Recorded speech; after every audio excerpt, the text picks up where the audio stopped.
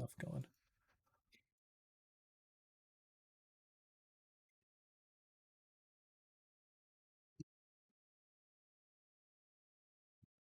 Chug, chug, chug. There we are. We are live. There we are. We are live. Hey, can you hear me now? I hear you.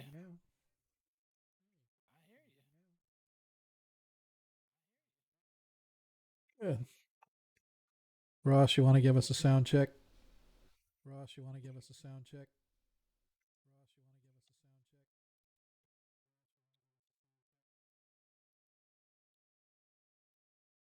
Ronnie, want to give us a sound check? I'm in. Want to give us a sound check? I'm in. Sweet. I can hear you. Sweet. I can hear you.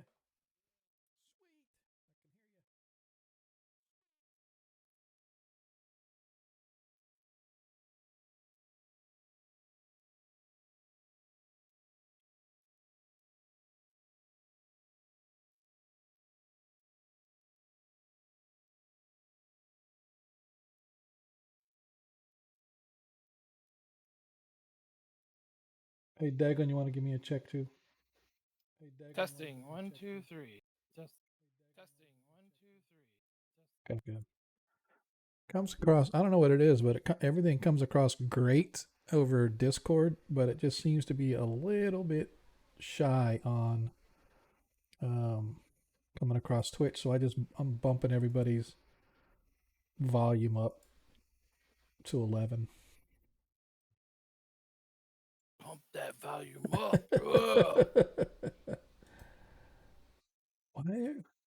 Why don't you just stop at 10? This one's got 11.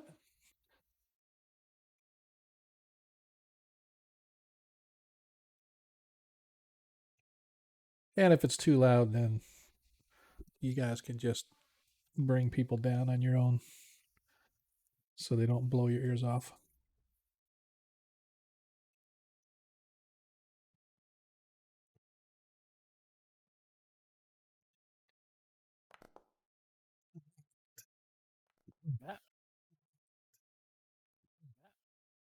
That was yours, right? Yeah, I was just testing it. Apparently, for some reason, I changed my dice color, and they're still rolling these black with gray settings. I don't know what I'm wrong. I'm wondering. So a lot of times, if you pick a theme, it'll override. I think. So if you got a theme instead of certain dice, whatever. But unfortunately, I don't have time right now to troubleshoot to see. It's custom theme. Yeah, so it should roll okay. Yeah, and I can't configure your dice. I can only configure mine, which I think is garbage. I think as a DM, I should be able to set everybody's dice color because I want total control like that. There we go. That's a nice one. I like that. Hello, hello. Hey, dude. How goes the war? Good. Go ahead and give me. Busy with life. And games. Yep. Yeah, it's like I said, it's coming across perfectly good across Discord, but for some reason, by the time it translates over to Twitch, everybody's a little bit faded. So I don't know if the sound just affects me or not, but I'm bumping everybody up to like 140% volume on Discord. So I don't know if that affects you guys or it only affects me. But I'm hoping it'll translate to where everybody's volume is a little bit higher on that side. So, hey, thanks, Lando. Appreciate that. Lando is my hero. Hey, Lando, can you give Lando a shout out? I mean, I can. Hey, man, I always shout out the folks that.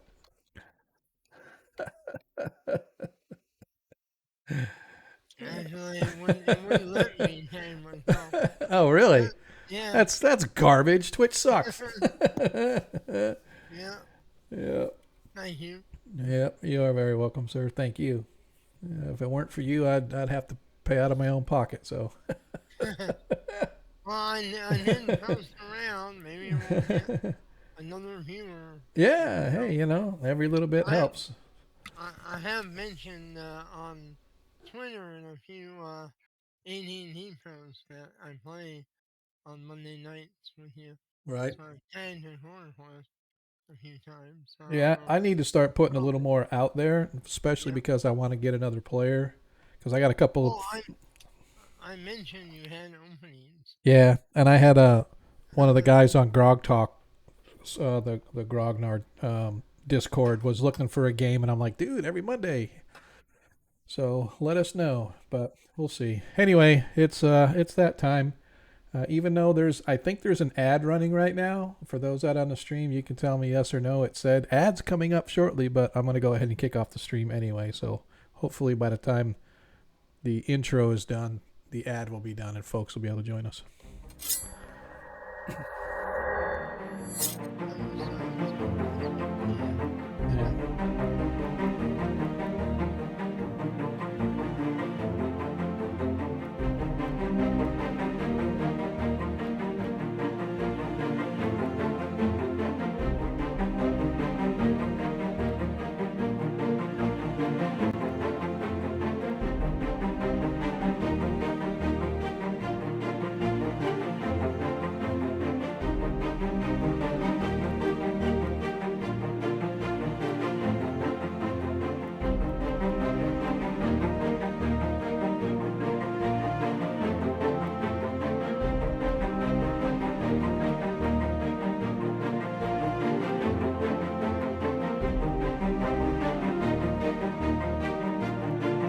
Yeah, it says the ad will be done in a minute.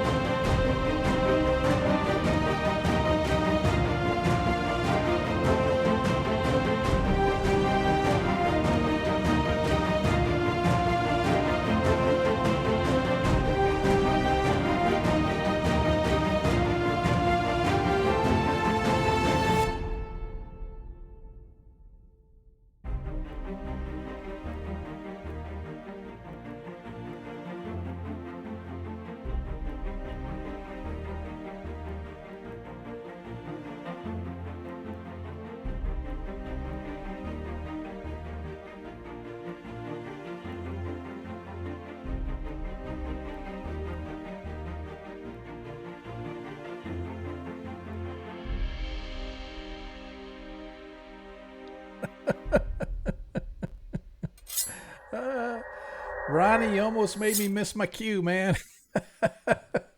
Tonight is the Ronnie Noblite show. Come one, come all. Seal him, dazzle and mystify. Yes, yes, yes. He is the mystical, magical one. Hello, everybody. Welcome to tonight's episode of Agora Quest 21 Shots. Of course, I'm Sean, your host. For those that don't know, I am he who runs the show. Thank you, thank you, thank you.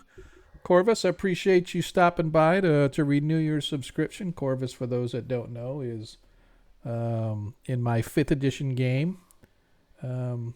Plays a half-orc badass bitch. You guys need to come check us out, but thanks for stopping by. Appreciate it. For those that are new here, welcome. If you're an old hand, obviously welcome back. As always, I want to encourage you to get your Nat 1s and Nat 20s in early, as our party may or may not have need of them. Who knows? It's quite possible. But we are carrying them over from the last stream because the party got a bunch of nat 20s and didn't really get a chance to use them. We want to make sure that I give every opportunity for them to beat down the bad guys. And so, like I said, as you follow along, you earn tokens and all that other good stuff. Woo! Dang! Look at that, 1,500. So that means there are 15 points to go around, man. That is, for every 100 bits cheered, you can get a +1. So that is a total of a +15 to go around. I am not 100% sure how you want to divide that up, Corvus, but there are, as you can see right now, 1, 2, 3, 4, 5 players. We can give each player 3, obviously. Got it? So players, each one of you gets an additional +3. We'll talk about that in just a second. So anyway, as you follow along, of course, you earn tokens. You can trade those tokens in for nat 1s or nat 20s. Just let us know what player or DM you want to associate that nat 1 or nat 20 for. That allows the player to replace any dice roll throughout the game.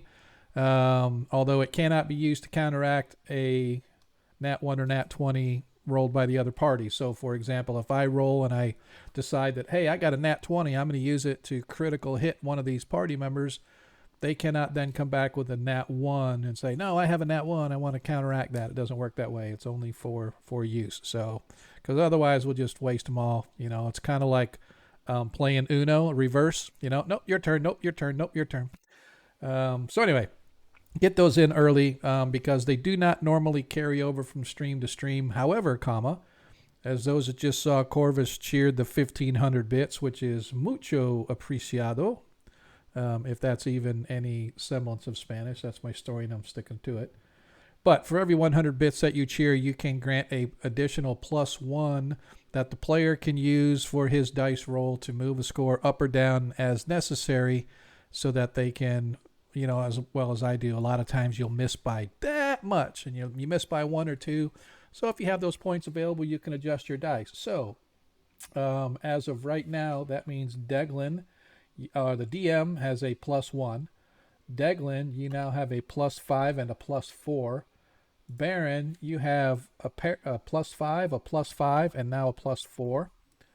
Ronnie, you have a +5 and a +3. Varus, you have a +5 and a +3. And Zadkiel has a +5, a +5, and a +2 now. So whenever, what's that, sir? Who's your friendly neighborhood magic? Yeah, exactly. The friendly neighborhood magic user who never needs all the bonus points because he's never in melee.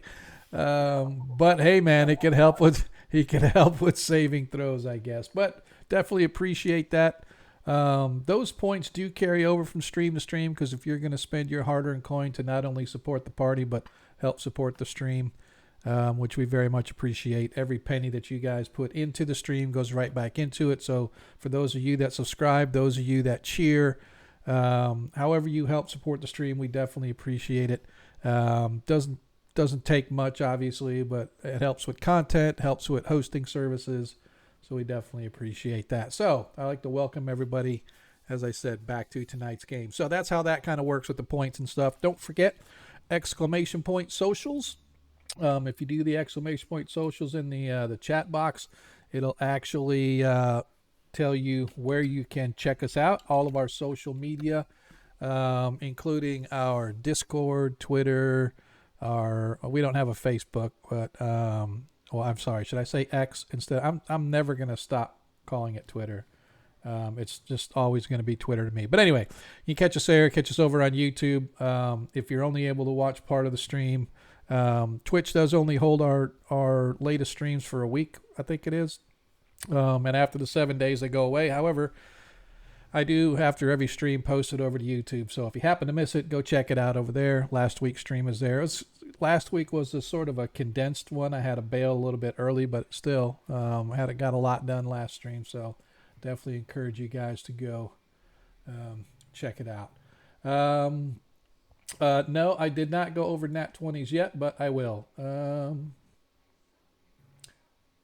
Cool, thanks. Yeah, so Cardman, I was just asking the party earlier if, well, or I was going to do when we were doing our sound checks. I wanted to make sure that I can be heard. And usually mine comes across pretty good. It's probably because I'm the one that's hosting the OBS.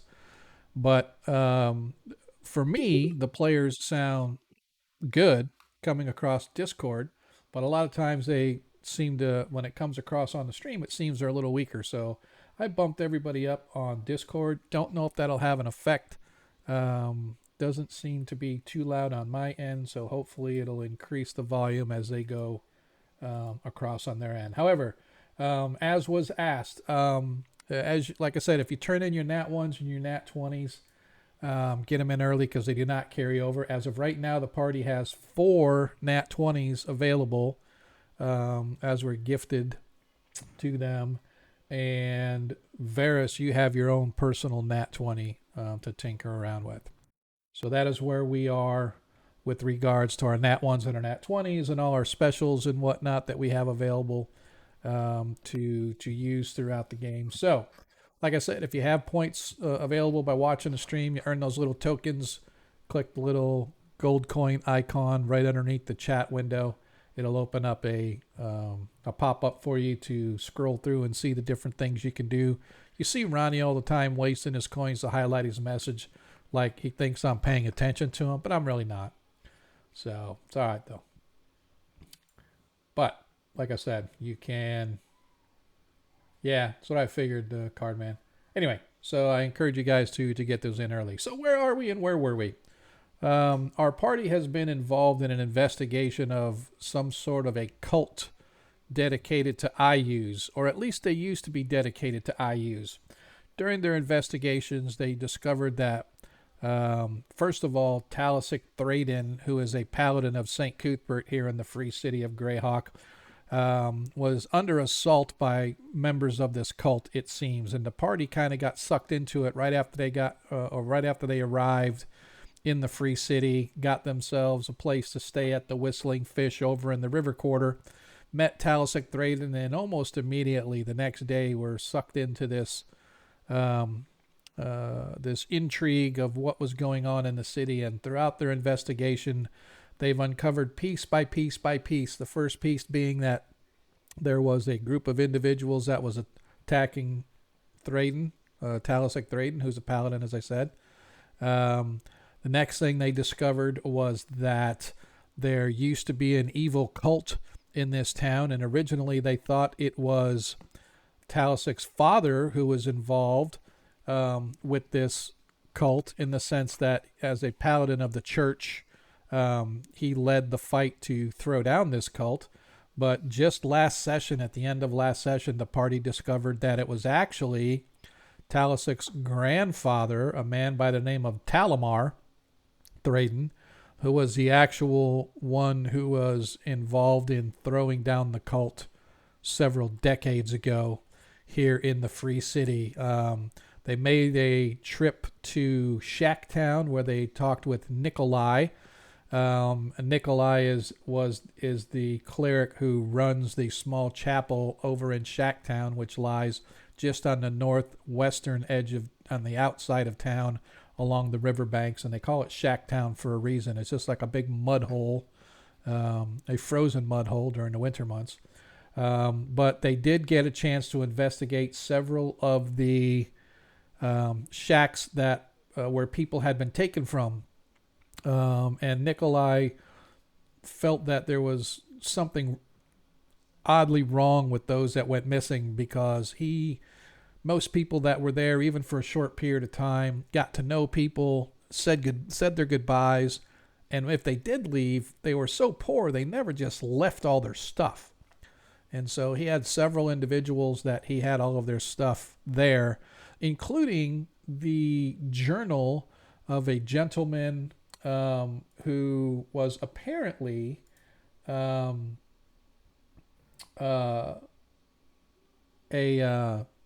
one time used to be in the circus. Things didn't work out. The circus went under, got bought out by somebody. He lost his employment, came here to the city because he had been here before. And he had a journal, and the party managed to kind of cipher out some various bits and pieces of information Interestingly, the City Watch had come down here, including a description of a leader of the guard who very closely, if not exactly, resembled a description for Nestor Morden, who is the deputy chief or chief constable. He's kind of like the second in command.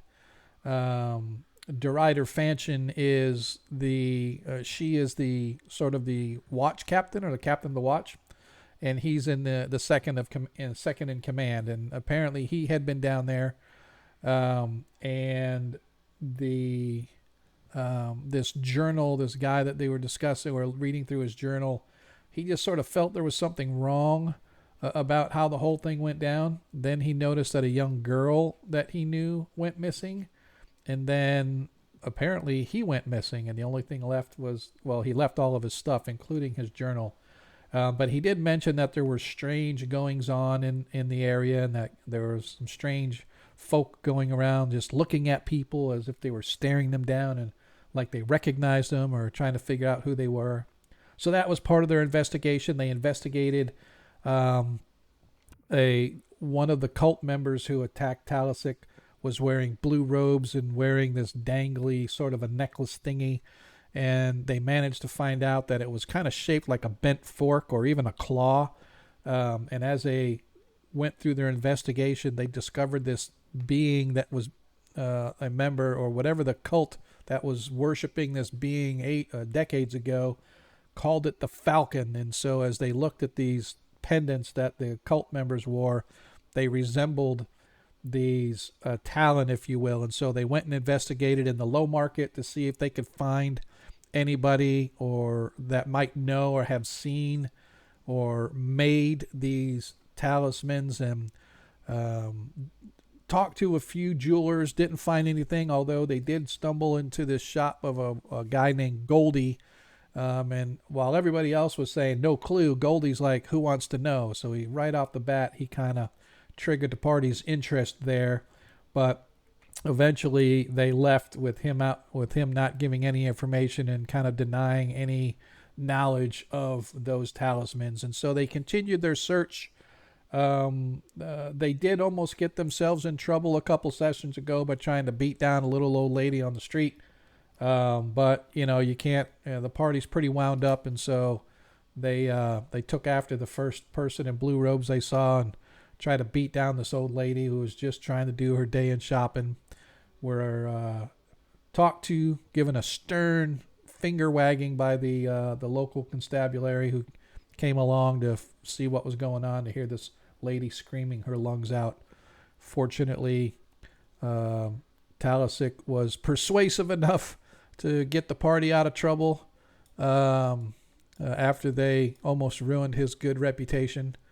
But that is kind of where we find ourselves now. I should say, last but not least, our party got a middle of the night missive from the Church of St. Cuthbert, allegedly, saying that Talisic had once again been assaulted and accosted and was on death's door, and the party had to come quickly rushing to the church because he had vital information for their investigation. And so in the middle of the night, cold though it was here in the free city of Greyhawk, the party trampled out into the night wind air, only to discover that it was a ruse to lure them into an ambush. And while the party did get some great licks in, unfortunately, our very own brave warrior druid, Ronnie Noblight, fell to the marauders. And as the party was just beginning to make a little headway, the bandits disappeared, or the cult members disappeared into the night, taking most of their dead with them, albeit not all of them. There were a couple of bodies there for the city watch to come by and pick up. But the party since brought their comrade to the church.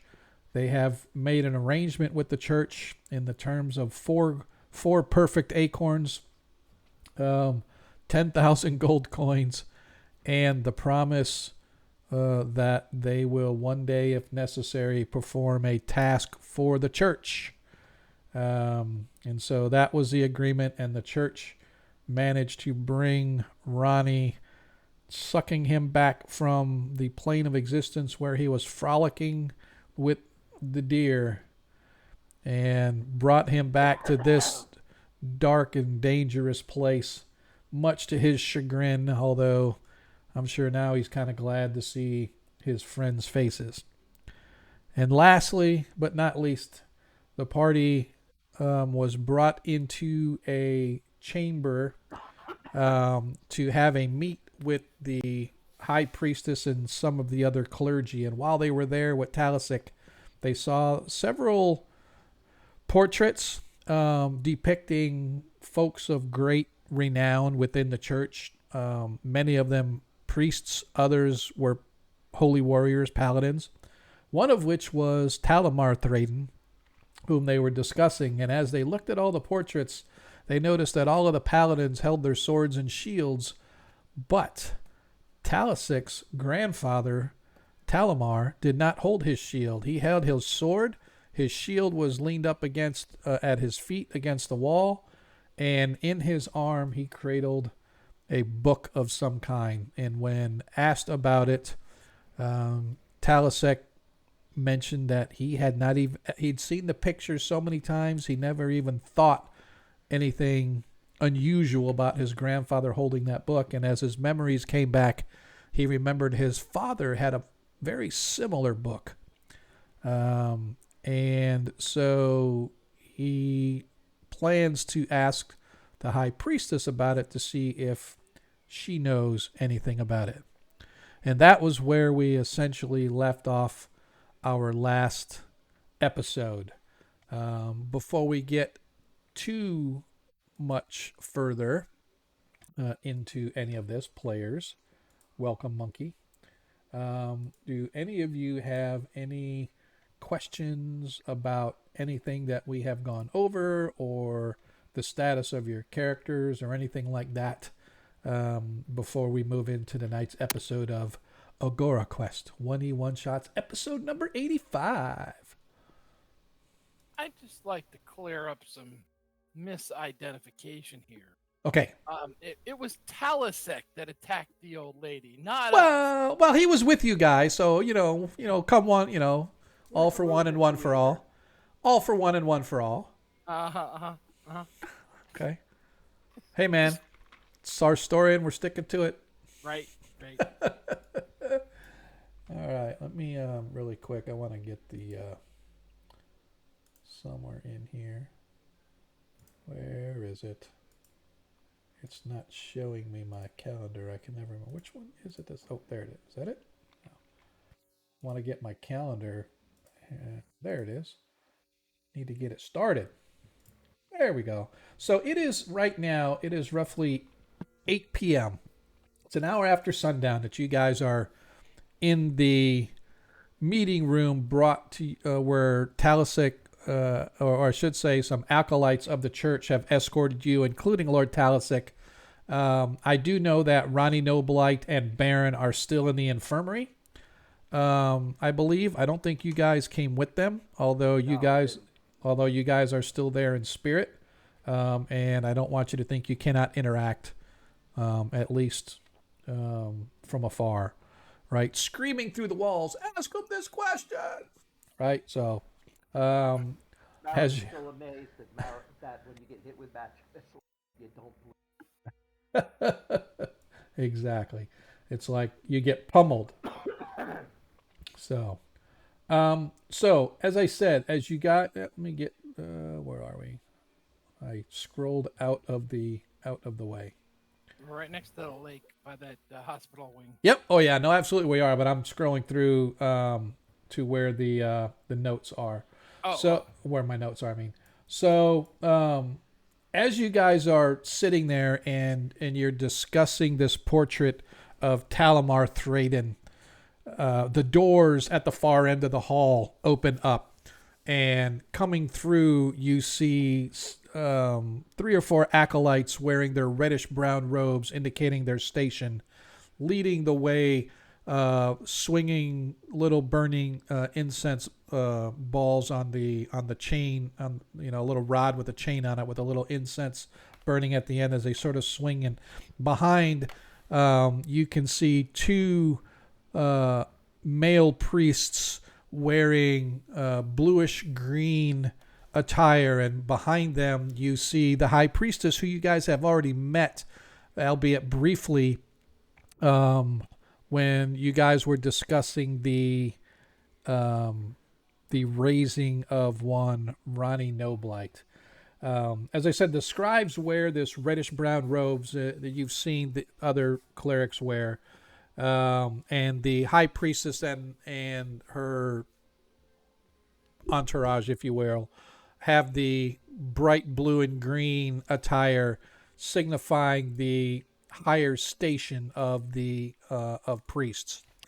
They greet Talasek, and then, of course, Aratai introduces you to her two assistants, His Holiness Lantman, and the other one's name is Figril. Lantman and Figril are essentially like the second in command when it comes to the church. They sort of do her administrative duties on different aspects of what the church has to do, right? They're sort of the leaders in that, captains, if you will. But once all the formalities have been accomplished, Talasek sort of turns to the high priestess and says, "Forgive me, my lady, but before we begin this meeting, may I ask you about this painting of my grandfather?" And she sort of nods. "I was wondering if you know anything about this book my grandfather holds in the painting. I seem to remember that my father had a similar book when I was a child. Do you know if this is the same book or where it might be found? I suppose it's been lost after all these years." And the high priestess kind of nods a little bit, and she turns to one of the acolytes and whispers to him. And then she turns back to Lord Talasek.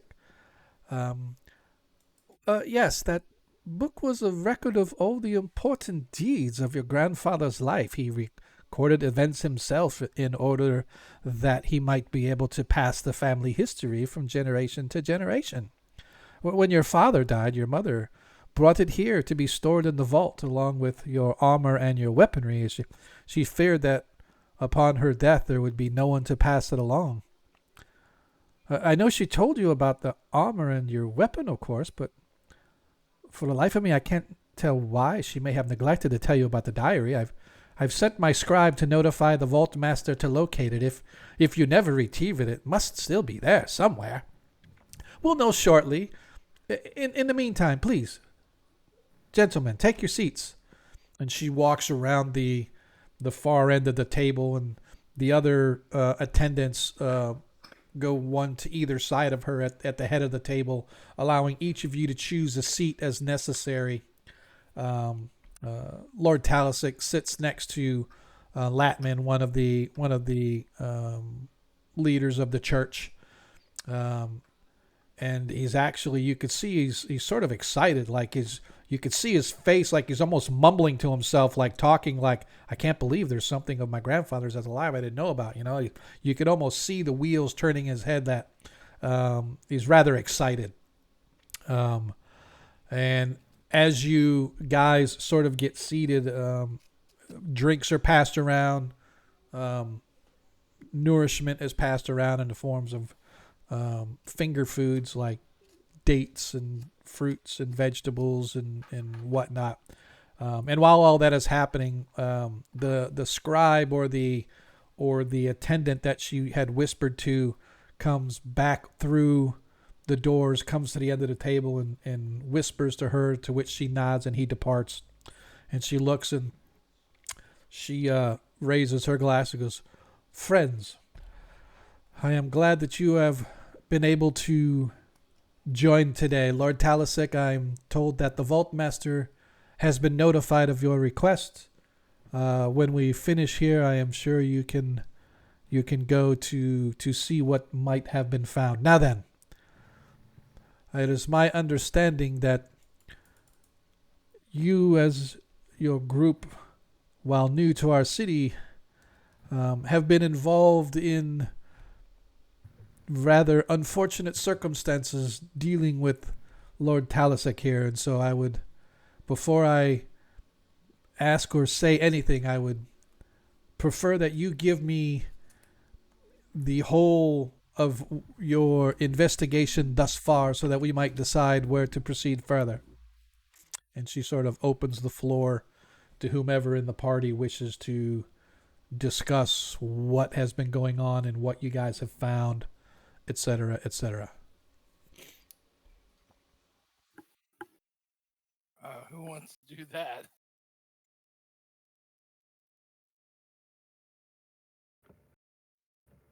Can we just say that we gave her a Oh, come on. You guys don't want to take any kind of role playing at all. We're just going to go, okay, we tell her everything we Hang know. on, hang on.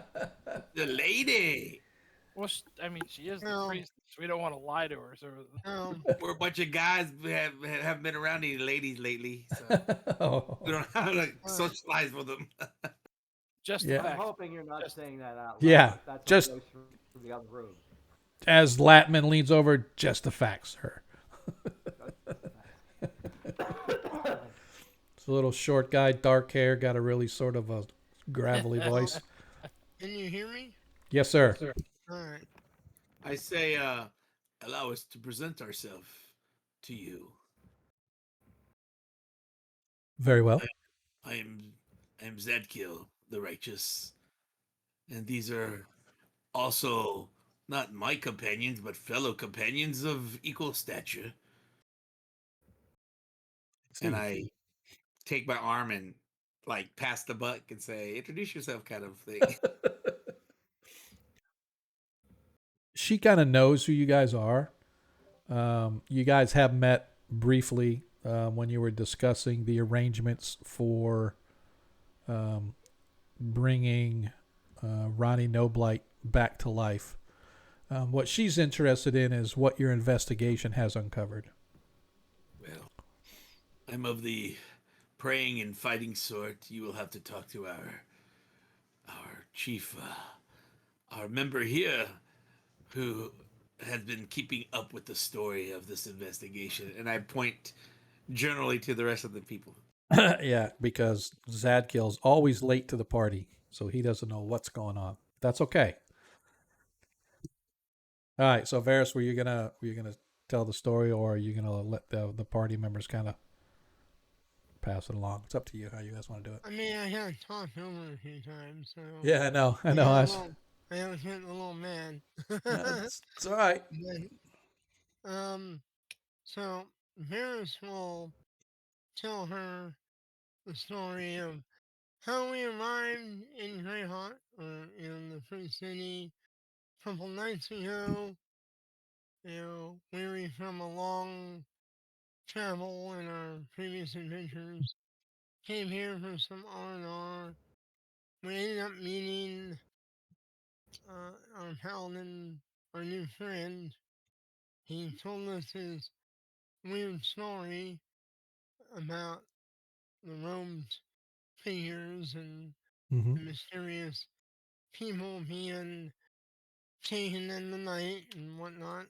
And we, bought him, had some food and drink, and we kind of, you know, put it off as he being drunk out of his mind.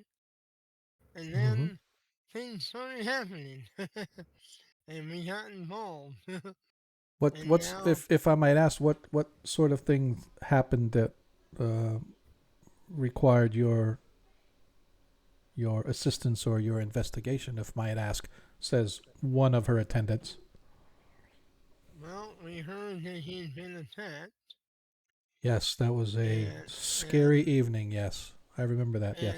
and because Zantil is also a follower of the same god, and I also noticed a individual that was watching us, and um, you know, the paladin that evening, and I tried to follow them, but they disappeared in the night, and I didn't want to causing trouble with the authorities until I knew more. So I let it go. And that's when, we heard he'd been attacked. Were And you able to provide a description of these alleged yeah, accosters? yeah, they were wearing blue robes, and See, they had a claw-like amulet around their neck. And what's really weird is I had several nightmare dreams about them really? the last several nights. And Would then you be just able this to, night, we ran into some and fought them or when we were told he'd been attacked again and lay near death. We were given a fake letter, apparently. they were And all wearing these I'll be robes right and back. had these same yes, symbols? well, some of them, I yes. see. If I might be so bold or to press a I mean, little, good I tell sir. her about the investigation that Yeah. we tried to, hunt down maker of the robes and the amulets. And that may have also garnered, I tell her about the suspicious jeweler or whatever as well. Okay. Yeah. Yeah, Since since we've already been ambushed anyway, and they already right. know we're on to them. We, So Right. we we did get a letter anonymously saying to keep our nose out of their business, yeah, but we as well. ignored that, of course. Yeah. It's obvious. You are men of great great fortitude. I'm sorry, but as one of her attendants, the man known as Figril, sort of looks over to you, Varys, and says, "You, I'm sorry, good sir, but can you describe these dreams that you mentioned, and how they may be related to your investigations?"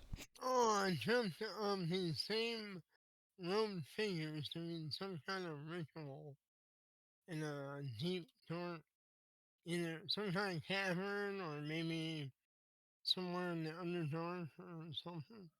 As they all kind of look Like at it, ice or something. the priestly council sort of looks back and forth to each other and kind of nodding and stuff. Um, and And I so, mentioned about the orb or the crystal that the leader right, apparently found as well right. that he thought At was that, at the significant. description of your dream and whatnot, Ertai sort of frowns slightly. Um, uh, Regardless if this is a cult or whatever they are, these dreams are bad portents. Um, you would be wise to use caution um, as you move through the city in your investigation. Um, she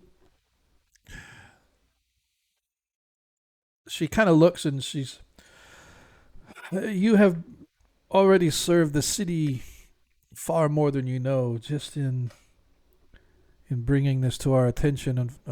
Unfortunately, I would request that if you are able to not spread word of this cult or whatever it may be in the city. At first, obviously, if word were to get out that there was an evil cult attacking people in the middle of the night, picking people off the streets and out of their homes, you can imagine what sort of tension that might cause. And so, for that reason alone, I think we need to at least keep this semi-quiet. Obviously, the authorities already have an idea, but they may not realize that it is a cult of some kind. They may think it's perhaps a thieves guild or a rogue band of brigands that have made their way in town, that they're investigating. Assaults happen in the river quarter and the low districts all the time, and so I think that would be cover enough.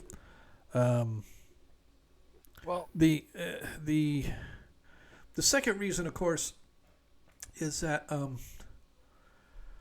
obviously, if we are out and about proclaiming that we're hunting a cult and we're going to rid the earth of them, then I have no doubt that they have their own informants at places that we may not be aware of, and so we don't want them to go into hiding, so to speak. So I think we must take great caution as we continue and move forward with this investigation. So, um, Understandable. I, as she, go ahead. I was just gonna say that, just so you know, we went up to Shacktown and we got some information up there, and there was eyewitnesses that put city guard up there, basically harassing people and taking people, and one of them could have been none other than Nestor Morden. She kind of cocks her head. The deputy constable Nestor Morden in Based on Shacktown the based on the description that we received, possible. was. Do you have this witness? Can we speak with this witness to verify through? It's just say who it is. It's I forget the. Yeah, it's but so is he in Shacktown now that we might bring him here, that we might question him ourselves? He was Perhaps. there earlier today. That's where we just came from. He wasn't there. He's the guy that disappeared. You found his journal. No, I'm talking about the priest that we talked about. Oh, no. He didn't know anything about any strangers or anything. Were you guys got the Nestor Morden thing from the journal? Okay. Yeah, all that information was in the missing guy's journal. Yeah. Nikolai hadn't really noticed anything unusual or anything while he's there, other than these people just up and left. Right? He hasn't seen anything like you were describing as far as the city watch in the middle of the night down there taking people or anything like that. So, express that. Do what that? Express that. Oh yeah. Okay, gotcha. Yeah, okay. I see. So she looks she looks at both Figril and Latman, and it's like, do we have the others here? And they kind of whisper to her, and you can kind of see the negative shaking of the head as they're talking. And she says, I wish I had an answer for you, but unfortunately, at this moment, I am at a loss. Our resources are poor. It seems that those who would be of aid to you, such as Lord Talisic here, his comrades, are out of the city now. However, I do see a group before me who seems to be rather formidable in their, if nothing else, in their beliefs and their ability and their ability for self-preservation. You have obviously weathered many battles and challenges, and you have already come a long way to fighting this evil. And I don't even know the best people that I have available for you could do a better job than you have already done.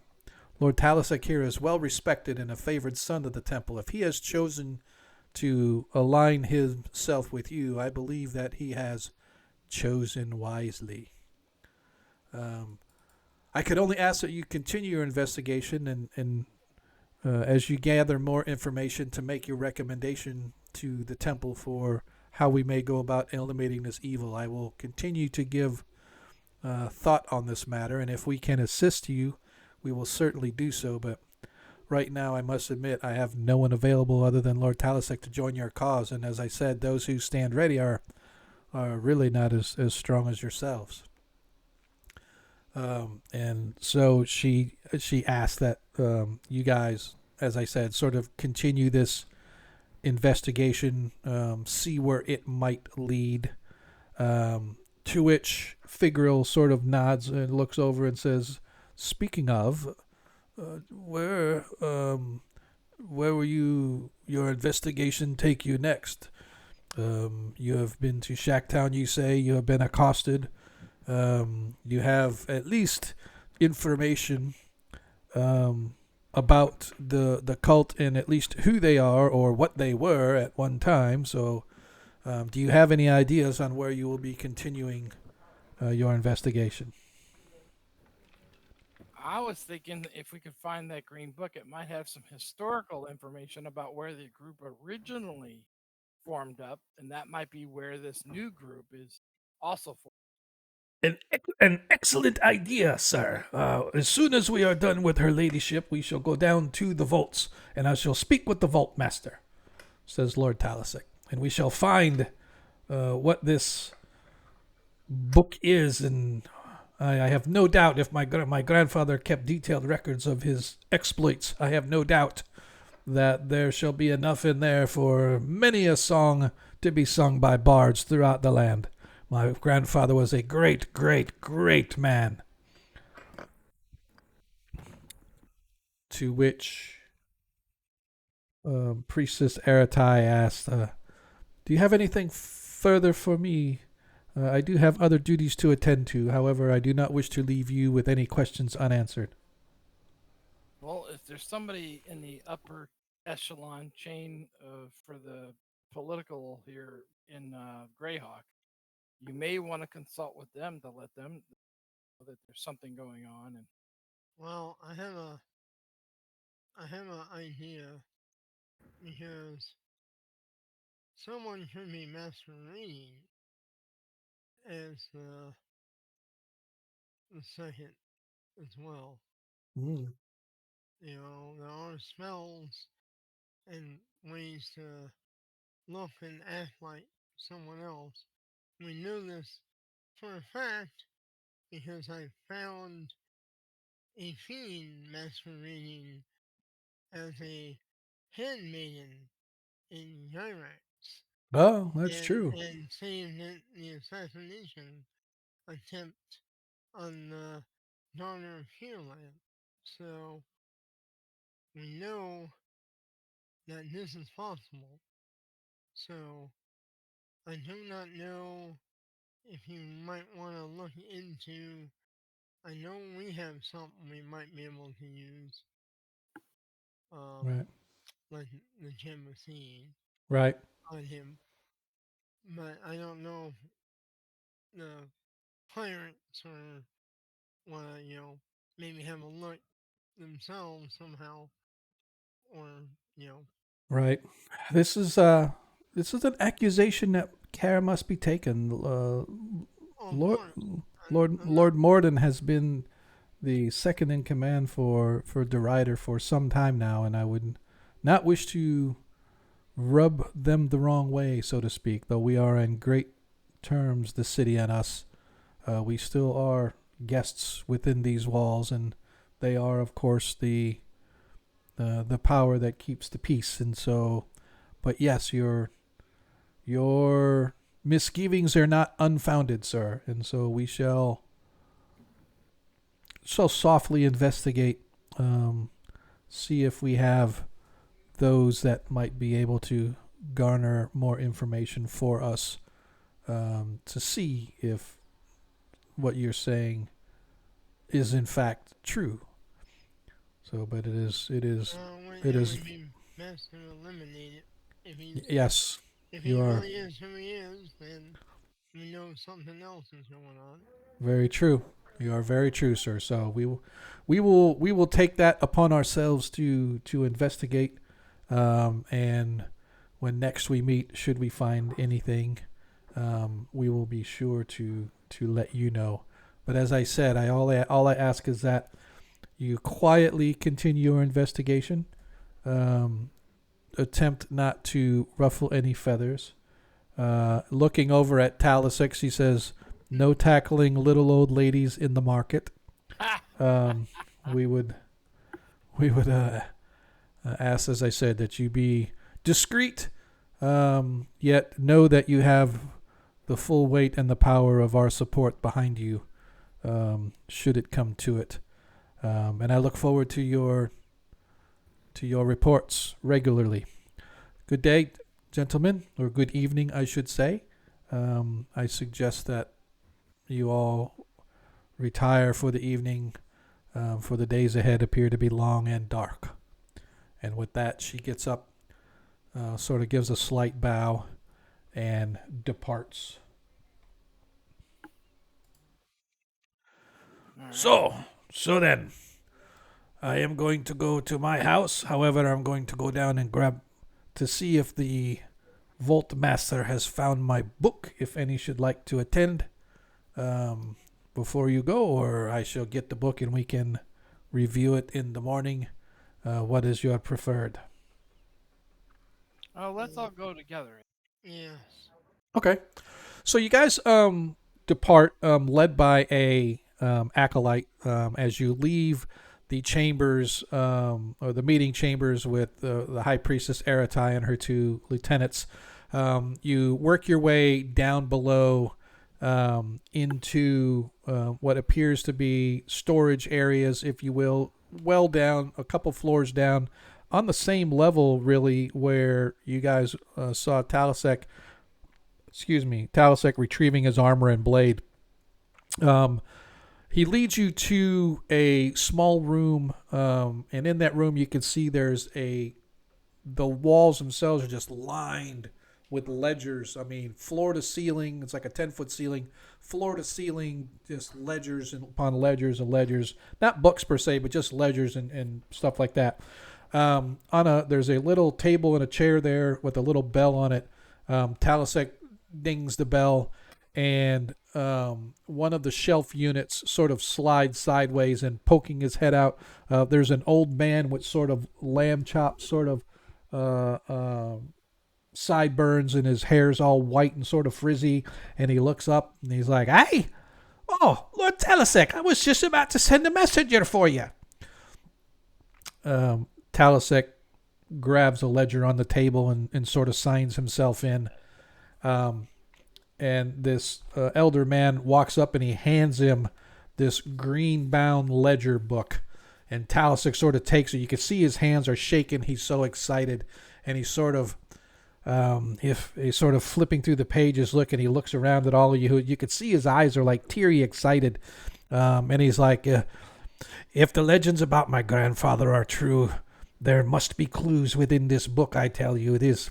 My grandfather went on many a campaign.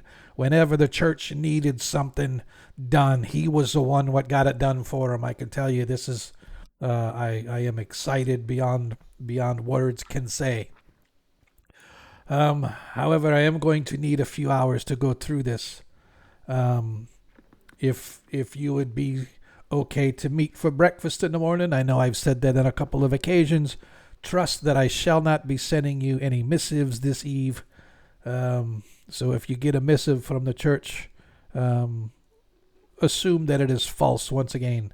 I am going right now to go study, and I shall find what tidbits are inside, so that we might begin our investigation afresh in the morning. Is this agreeable with you?" Yes, as long as you've got security at your house. I am going to be fine, my friends. Trust me. But if needs be, I promise I will bring a couple of priests with me that they might provide a little bit of aid should that be needed. But I shall see you in the morning. And he sort of grabs a book and he's like, starts wandering off, exiting the church and heading back to his home. It is late now. It is getting close to 10 p.m. And so... see if we can find a tuk-tuk to take us home. Yep. Unfortunately, it is night and the gates are closed. So you guys are actually going to have to go out one gate, down along the waterfront and up through Cargo Gate, which is one of the 24-hour gates that remains open. So you guys will actually have to go out this wharf gate over here. That's not... Why is it not? Okay. I'm trying to click on the map and it's not pointing for me. What the heck? There, I see it. Cargo Gate 4. Yeah, there it goes. Why is... There I go. It's like mine when I did it for my DM version. Yeah, when I do it for the DM map, it doesn't do it, but it does it on the player map. That's weird. Yep, so if you guys go out that gate, there's actually two gates there. So CG4, excuse me, where are we? CG4 is actually St. Cuthbert's Gate, and only members of the clergy are allowed in and out of there, so you guys have to be escorted out. But the cargo gate, which is CG3, which is right next to it, will let you guys back in, and from there you can get back into the city and down to where you guys first came in, I believe. Right, We're at the all the Whistling way, Fish. the Whistling Fish, F21, all the way down in a 4 1/4. Yep. So you guys got to go all the way down here. So it's about an hour to walk back to the house, or walk back to the inn. I mean, but that's fine. No tuk-tuks or anything like that? No, nothing. None of the carriages or anything are out this late at night. After the gates are closed and stuff like that, then typically folks that need rides either have their own personal rides or whatever, but there are no rides available to take you around town. But be that as it may, it's not that big of a deal. An hour or so later, that's why. Okay, because I'm an idiot. Don't mind me. I had the wrong thing set on my map, so it wouldn't let me click on anything. So you guys eventually arrive close to 11 o'clock, a little after 11-ish, as you guys arrive back at the Whistling Fish, and are able to go back to your rooms. The heck, that's weird. Find yourselves. No, Baron and Ronnie are still back at the are back in the infirmary. It's probably going to be another 5 days at least before Baron is technically he can get up and move now, but he's not going to be able to help the party in any way. Same. Ronnie is a different story. Ronnie was a raised dead, so he's like back to full health. So I guess I should say Ronnie can go back, but Baron's still still has like 5 days before he can officially become a member of the party. But I'm just keeping you with the group so that you guys are all together and whatnot. So. That being said, you guys move. All right. As you guys pass in through the next day, long rest for everybody. Everybody gets all of their spells back. Make sure that you update your spells. Make sure that, I should say that's pretty much it for you guys. I don't think anybody's down any hit points, but if you are, make sure you get 1 hit point plus your con bonus back. If you have not already done so, most of you guys should be at full hit points. And in the morning, you guys head downstairs for your breakfast. It's still early. The doors are not even open yet. Where is that coming from? That's kind of weird. Give me just a second here. That's why. As you guys are joined in the morning by Lord Talasek as he meets you early, like 8 in the morning, probably 30 minutes before the doors actually open, as you guys are all served your breakfasts by Gruenab and his wait staff. As Lord Talasek comes in through the door, and he's giddy as a school child, if you may say something like that. He looks to be very excited. He's like, friends, you cannot wait to tell you what I have found here. This is amazing. Is it amazing, I tell you? Please, gather round. As he sits down and begins shoveling food in his face. Now, I know that a lot of times things can be a little long-winded, but this is a rather long-winded story that he's about to tell you. He's reading it from his grandfather's tome. So I suggest that you take notes, you pay attention, and if you have any questions, please feel free to stop me and ask me to reiterate something, or at the end ask me to reiterate, because it is kind of a lengthy journal entry, right? So it's essentially a story his grandfather wrote. And Talasek prefaces it by saying, "It was my grandfather who led the assault to destroy the being known as the Falcon, this demonic entity that was usurping power in the city, it had designs to overthrow the city." And in here he has details. And so I shall just read it to you in his own words. And forgive me as he goes to take a sip.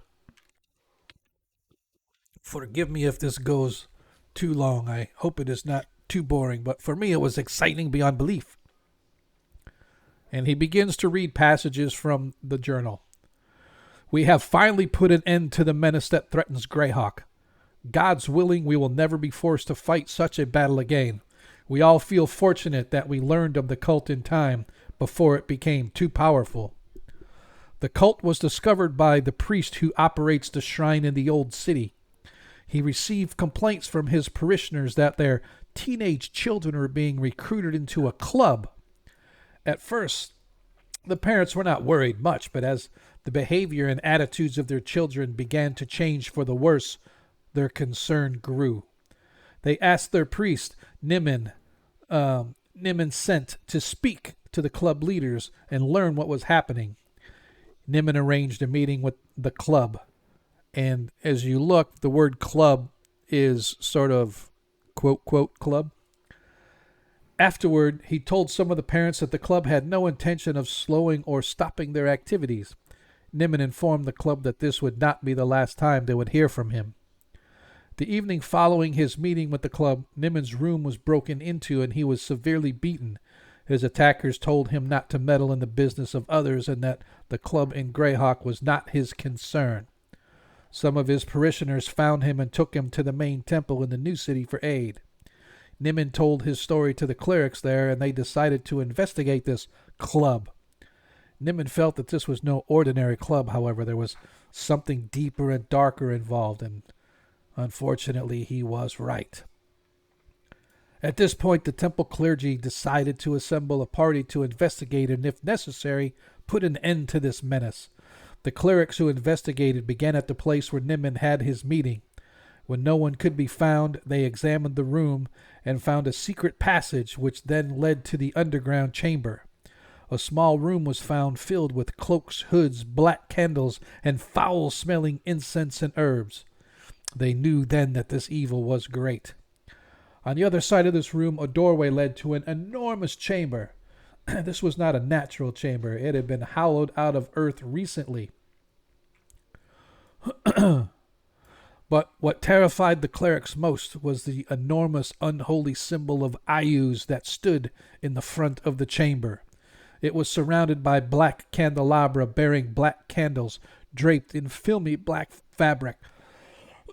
An altar also stood in the front of the chamber, which appeared to be carved from the rock that made the upper floor of this room. Excuse me. It appeared that as the room had been excavated, a great block of stone had been left behind, which was in the process of being carved into an altar. This was the greatest reassurance. The altar was unfinished. Perhaps its powers were still weak.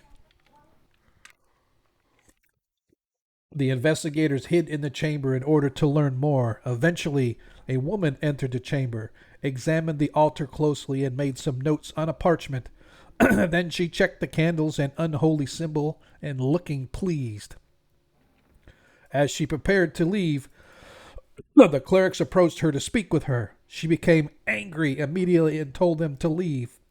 Before the clerics could even move, a bolt of lightning issued from her fingertips, wounding them all severely.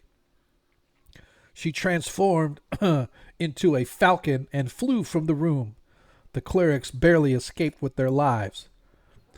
The second time, more powerful clerics were sent to investigate. They entered the large chamber and observed the falcon woman with 3 men. Together, the clerics examined the altar, the unholy symbol, and the candles, talked amongst themselves, and finally knelt before the unholy symbol of Ayuz and began to chant. This went on for several minutes before they were finished. The clerics launched an attack, but the woman again turned into a falcon and escaped. The clerics battled her assistants, but were forced to retreat when they became badly wounded. The temple clerics decided that stronger measures were needed and selected myself and Eliminishir, another of the temple clerics, to lead an attack on the cult. Elimin and I had been acquainted for many years. We were told to select 2 other men to accompany us, men of our own choice, but who could be trusted implicitly. We did not need to debate long to decide who our fellows would be. We chose Kevel Maxim and Mezab Zalen, both mages. They were readily agreed to assist us. Meanwhile, Niman, the cleric in the old city, was appealing to the young men and women who were known to be cult members. Many of them would not discuss the cult, but 2 young women expressed their desires to cease their involvement. They had been told, however, that once in the cult, they were never allowed to leave, and they would suffer greatly if they tried to quit. Nyman learned from the young women that the Falcon Woman and her 3 assistants were the only leaders of the cult. We were horrified to learn that nearly every member of the cult was under the age of 20 years. There were approximately 70 followers. The women guessed that no one had acquired any powers due to the infancy of the cult. They also provided the date and time of the cult's next ceremony. We decided to spare the followers due to their youth and focus on the woman and her cohorts. The mages debated long and hard about the Falcon Woman's powers. They could come to no conclusion about whether her powers were the result of a spell, a magical item, or even natural ability. Their final decision was that Greyhawk would be safer if the woman were trapped in an eternal prison with no means of escape than if we killed her. By killing her, there was risk of her reforming or resurrecting, depending upon where her powers were derived. We built a plan with the goal of destroying her assistants and imprisoning the Falcon Woman. The mages went to work to plan their spell casting. I retired to rest and to pray. 4 days later, after intense research and discussion, Kevel and Mizab were ready. They explained that the Falcon, as we had come to call her, would be trapped in her own dimension, completely cut off from the outside and absolutely alone. Using both their powers, they could make certain that the prison would hold for all eternity. Although I understand little of arcane power, I trusted them to be correct. We arrived at the chamber near the time of the ceremony. Near the time that the ceremony was supposed to begin. We slipped inside invisibly and waited for the moment to strike. When everyone was assembled in the main chamber, a bird flew into the room and landed on the front. We could see that it was a falcon, but within moments the bird transformed into the woman who had been described to us earlier. After a few moments, we put our plan to work. The mages prepared to cast their spells, and I began to creep forward to the front of the chamber. I waited for them to begin, and I stood ready to fight her assistants. Suddenly, a shimmering globe appeared around the woman. She opened her mouth to scream, but no sound was heard. A cloud began to form at her feet, growing even larger. Her assistants moved forward to help, but I rushed at them to prevent their interference. Some of her followers screamed, others threw themselves to the floor for protection. The cloud at the falcon's feet had risen up to her waist, and now lightning crackled inside the cloud. The woman writhed in anger and in pain, then began to transform again. A hole began to open in the cloud beneath her feet, and she began to sink. I could see that the magic of my friends was working, but I had not anticipated the sight that now stood before me. The woman's body had transformed into that of an enormous snake, but her head remained that of a woman. The snake body writhed and wriggled, but could not break free of the spells that now held it. As I battled her assistants, I could see her form continue to sink into the cloud. My battle was easy, for her men were not trained to fight and wore little protection. Finally, the snake woman sank completely from view and the cloud closed over the hole above her head. The last swirls of mist seemed to sink into the floor after her, and then it was over. The snake thing was trapped. Her assistants were dead.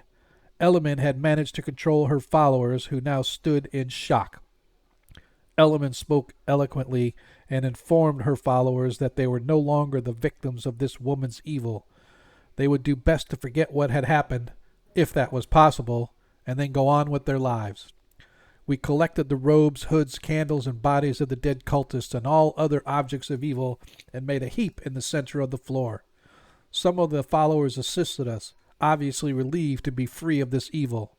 Others merely left quietly. We set fire to the evil pile and watched it burn, then began evacuating the cult members. This was not difficult because the foul odors were more than any of us could tolerate. When all had been evacuated, returned to the chamber to see that the fire had died to a smoldering pile of glowing embers. Satisfied that we had conquered this small part of Ayuz's evil, returned to the main temple. As we discussed the events of the battle, I learned that the mages were as surprised by the woman's snake transformation as I. They admitted that they had not expected this, but they felt certain that their magic would still hold her. This led them to believe, however, that her ability to change shape was a natural ability and not the result of spells or magical items. Cannot help but feeling uneasy, however. Although I trust my colleagues completely, I do not understand enough of the arcane arts to feel certain that the snake falcon woman is trapped for all eternity. I have recorded this account of our battle in order to advise those who may face her again. If she escapes, she will surely return to seek revenge upon this city and those who trapped her. And that is the end of my grandfather's saga. Something I did he say an exact location? He said in the old city. But He didn't not an say, exact location. not an exact location. He said that they found the somewhere in the old city they found tunnels that led underground, and so somewhere underground in the old city is where. Well, it sounded, it was at that shrine, wasn't it? Oh, no, the meeting house, the meeting room where they had the meeting, they found the tunnels. Yes, but nowhere anywhere does it say this is where the meeting house was.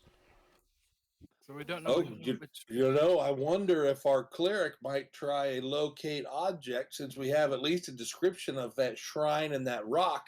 You might be able to find it through a locate object type spell or some other kind of inquiry with your gods.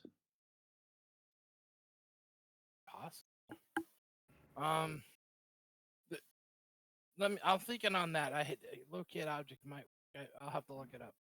Okay. Secondarily, I also like he mentioned that uh there was two mages, right?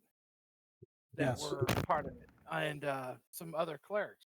I wonder if any of those people are still alive that we could question. Well, I guess if we wish to find the his two comrades, where are they? Let me think. One was Nazim. named Element. Element was a do. Let me think. I think Element was. Sorry, I'm looking through the note again. I think he was another cleric. Um, yes, Element Nashir. So Element was another temple of the cleric, or another cleric of the temple.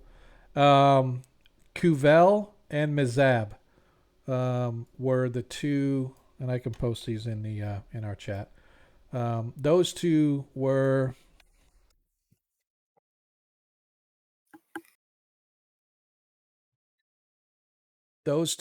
the magic users that were aiding him, and Element was another priest at the temple, and so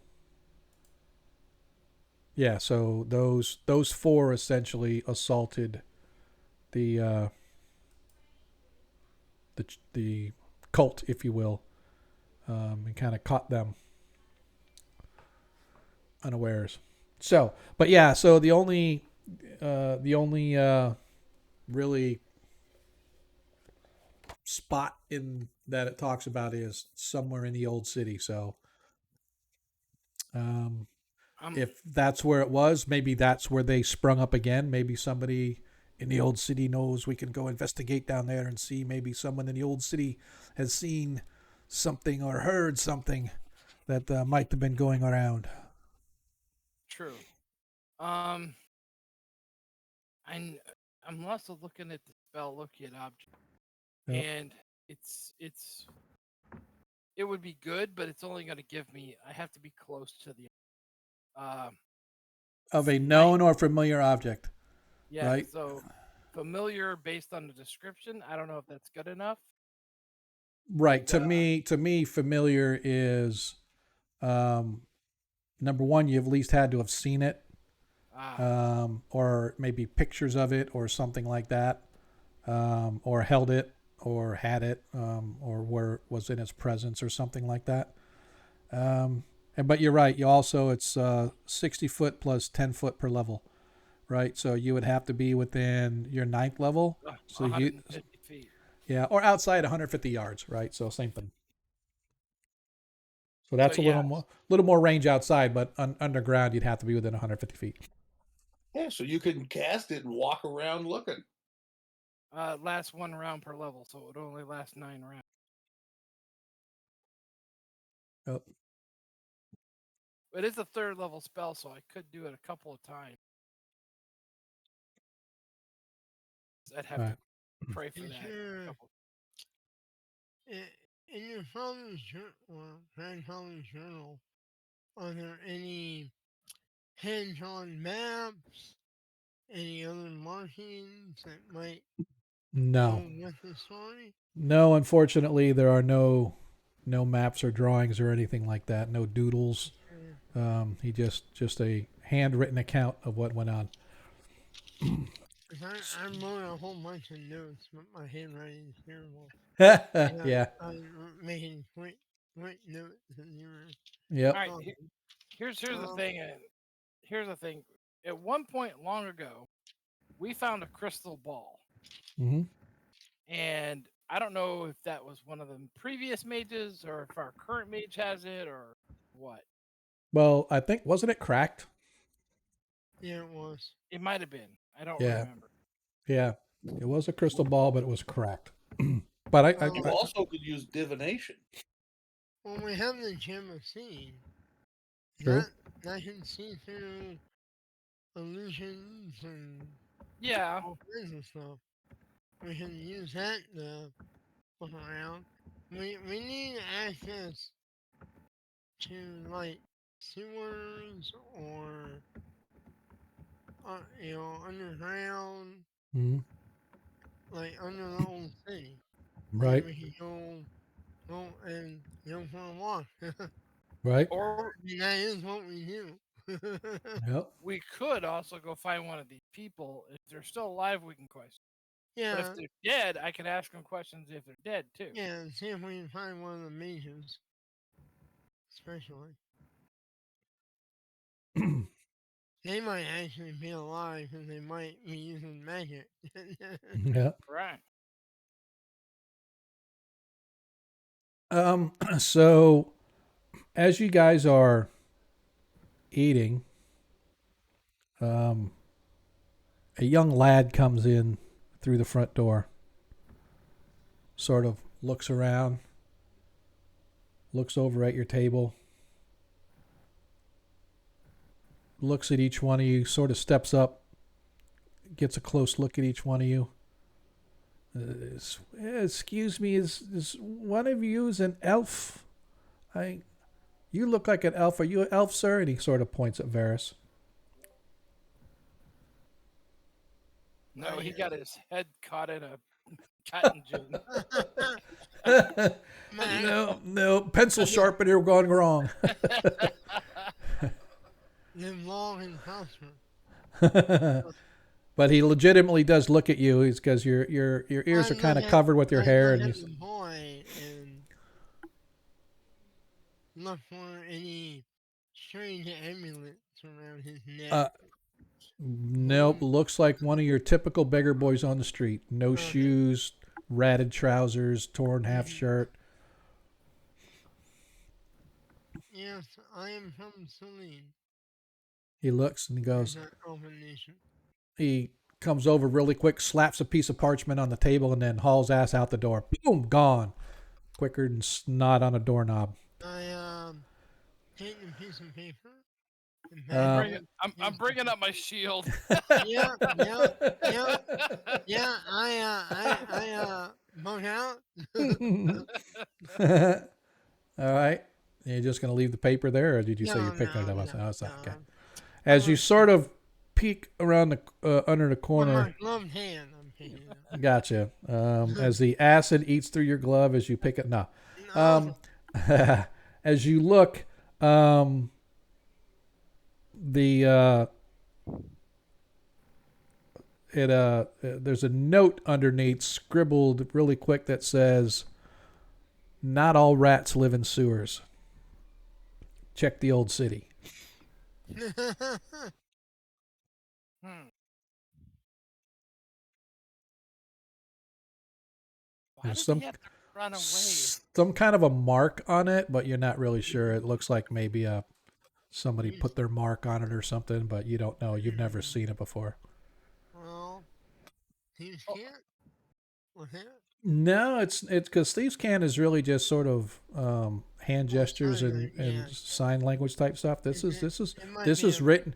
This is just written in common, but it looks like somebody signed it with I some kind of a mark. I look at a wizard. Say, is this a wizard mark? Uh, Looking at it, as far as you're concerned, Baron, no, it is no kind of a wizard mark of any kind. Looks like somebody's signature mark His or something. personal. Yeah. Okay. If you weren't, if you weren't like sure, and you're looking at it, and you kind of tilt your head this way and that way, trying to look at the mark, it actually looks like almost like a rat's head. You know what I mean? Like the shape, Okay. the outline, almost like a rat, or maybe if not a rat, a weasel, or Yeah. some kind of a rodent of some kind. Okay. Yeah. are any of the thieves gangs in town using a symbol like that? No idea. You guys have only been here like 3 days, 4 days, something like that. Yeah. Yeah. I haven't really looked into it, so Well, maybe it's time. I do know. I have met a couple people in the market though that might know. Where is the old city? The old. So you guys are. If let's go to. Um, if you go. Why is this not showing? Oh, sorry. I thought I had the city map on for you guys to see. If you're in the city here, right? As you're looking where you guys are, you have this middle wall that runs right in the middle of town. Upper half new city, lower half old city. Ah,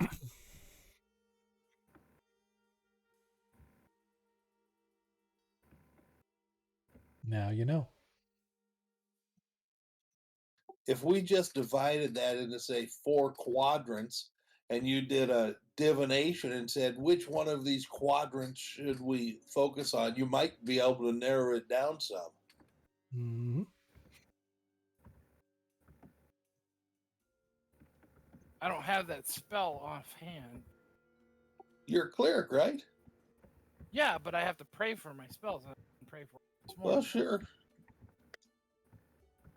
Nearly, yeah. True story. So in the Yeah. bedroom. Huh. I don't have it on a scroll either. Well, maybe just walking around down there, this above ground rat will come and discover us. Or I'll see something. What's that? Or maybe a little coinage will Yeah. get me some Yeah. answers. There you go. Maybe a little coinage, maybe a little roughage. Yeah, I can do the roughage. Alright. Well, I'm game. Anybody else anybody want to come with me? Well, so DM, Ronnie is pretty much capable of only walking and talking, and that's it. Negative. You are raised dead. You are fully good to go, sir. Oh, I'm ready to rock and roll then. I got my acorns in my hand going jing-a-ling-a-ling. You're feeling a little weaker than you did before because, not quite as hardy as you used to be, but That's all right. I'll just eat some acorns. I'll get that con back. there you go. There you go. So, as you guys contemplate what you are going to do for the day, what are the plans? Where do we want to go? I'm gonna get me some Turkey Hill and go have a walk in the old city. All right. So point me on the map where you guys wish to go then, and I'll just kind of move you guys there. I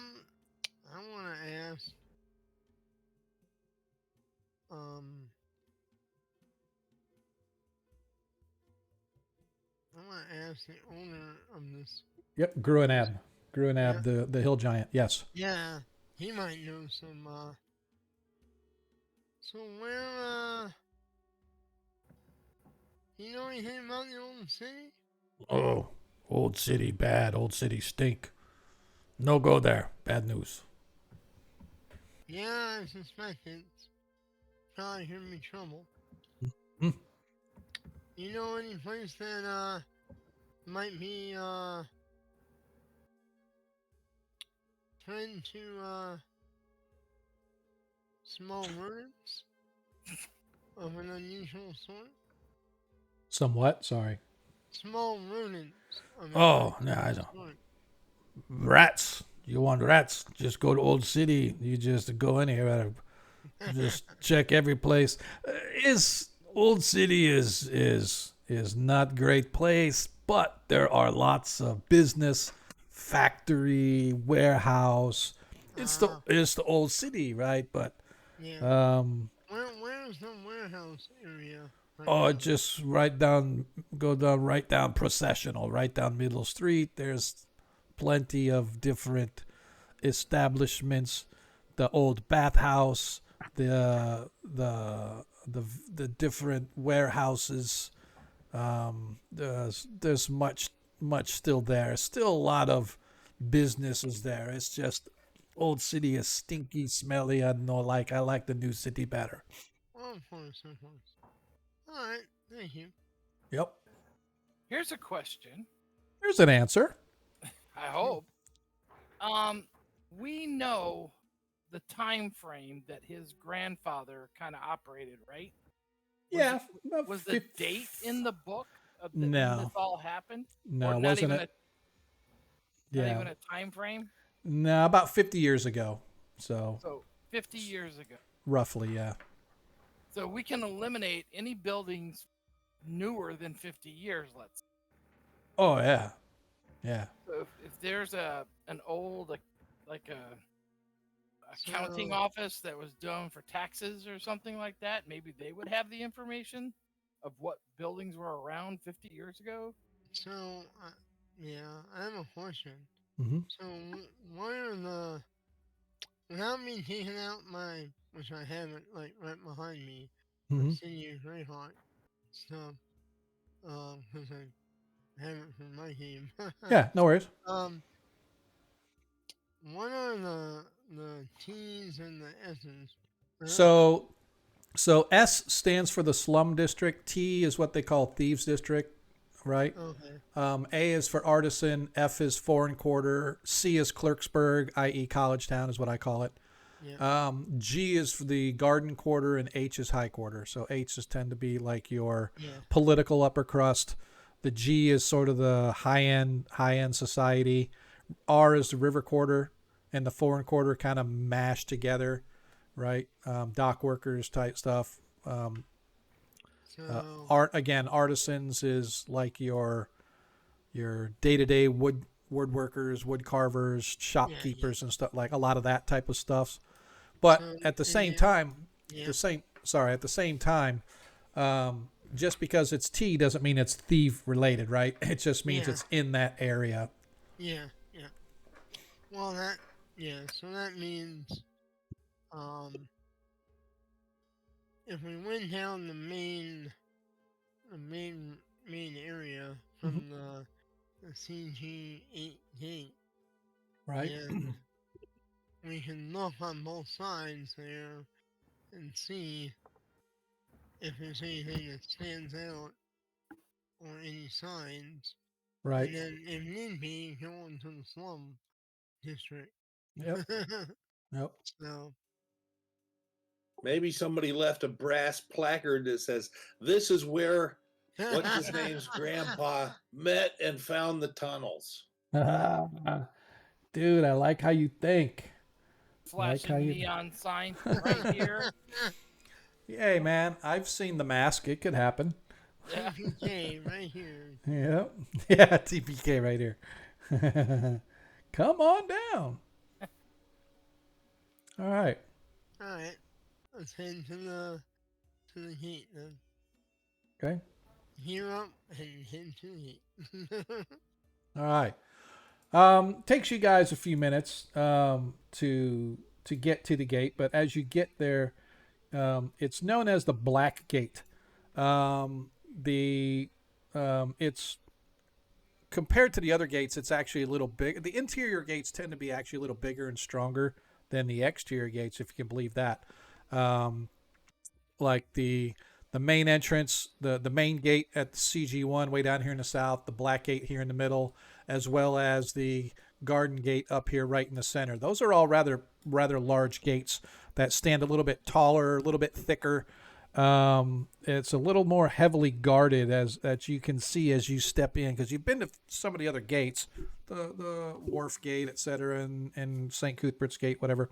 Um, the entry gate, you guys came in off of Marsh Gate off here to the west. You guys came in through this gate, but again, this gate here you can see is just heavy timbers backed by heavy metal bars. The gate itself is standing open, and there's 2 or 3 contingents of watchmen that are patrolling not only the ground here, but as well as the ramparts as they're walking back and forth across the battlements at the top of the gate, which is about probably 15 feet tall. The guards, as always, require you guys to sign in as you come in, and people leaving have to sign out as they're leaving so that they can keep track of who's who and what's what within the city. And as they remind you, if you're going to be staying in the old city, this gate closes 1 hour past sundown. Not a minute sooner, not a minute later. If you're not here when the gate closes, you're here for the night, boys. And they leave you to your own devices as you pass through the gate. Immediately, you can see that this is considered an older town. You can see that the construction is noticeably older, much more weather worn. Patches are prolific throughout the place. You can see that where pieces of wood may have rotted away and fresh lumber has been put up, or roofs have been partially redone and whatnot over the period of time. Immediately on stepping through, on your left, you can see that there is a sign that essentially says rooms for rent. And to the far right, you can see that there's like a tavern inn right here. There are warehouses off to the left as you guys begin to move.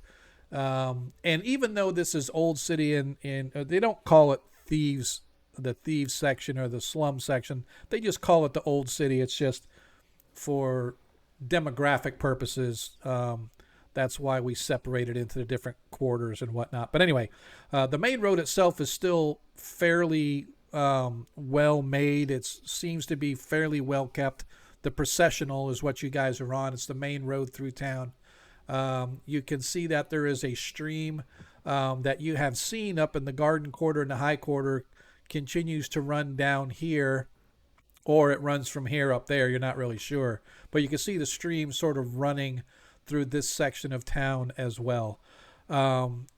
Even though you're out of the market area into this district, there is a lot of activity. There are shops open here. There are people sort of standing out, beating carpets to keep them clean, to kind of show off the carpets that they've made or the clothing that they made. You could see various mannequins out in front of shops displaying various wares.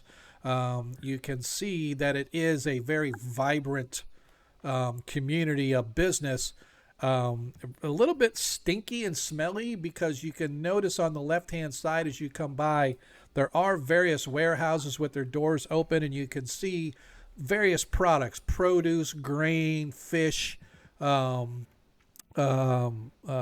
fabrics and whatnot, sort of being carted in and out on carts as they come out of for example, as they come out of one of the streets on the left, you can see there's a cart full of fish that's packed in ice as it's heading its way up to Low Market, even though it's later in the day, because it's already 9 o'clock. It's still more fish and more fresh sort of stuff being passed up to the market for sale. And of course, street vendors galore going up and down the processional, as well as coming in and out of the side streets, hawking their wares, calling you to their shops for anything specific that you might be in need of. So that being said, I'll let you guys take the lead and tell me where you want to go, what questions you're asking, who you're talking to, what we're specifically looking for. Maybe we're looking for an old timer that knows maybe something about the old city and where something similar to that description matches. Okay. So you guys begin to move through. You notice also something interesting as you're moving through this area of town. There's probably about twice as many guards per capita that you guys saw on the other side of the walls. So the watch seems to have at least a presence here. But you notice that they stay mostly on the main street. You don't see too many wandering in and out of side streets and whatnot. And you stop a few folks, and as you begin to question them, they're like, none of my business, and they sort of wander away. You know, that happens like 3 or 4 times to you guys. They're like, nope, none of my business. Nope, know what you're talking about. No clue. Have a good day. Boop. And they sort of disappear into the crowd, or just so happen that, oh, this is my stop. Got to go. And they disappear into a building. But you get the feeling like folks here aren't really like wanting to talk to armed, soldier-looking folks that are asking questions or whatever the case may be. Not really sure. But it definitely, the folks around here give you a vibe of, yeah, leave us alone. We really don't want to be spoken to. Just want to go about our business and do our thing. That's not helpful.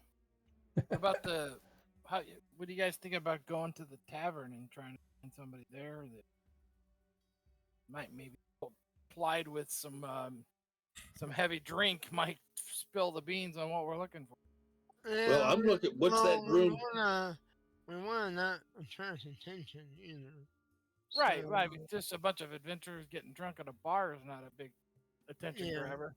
Yeah. it's So not- this T2 right here is a place known as the White Horse that you guys passed by. You saw the White Horse, and this T17 up here was, I think that's what you were about to say, Ronnie, is this is I don't want to say bed and breakfast, but rooms for rent, if you will. So that's there. Let me see. I forget what that is.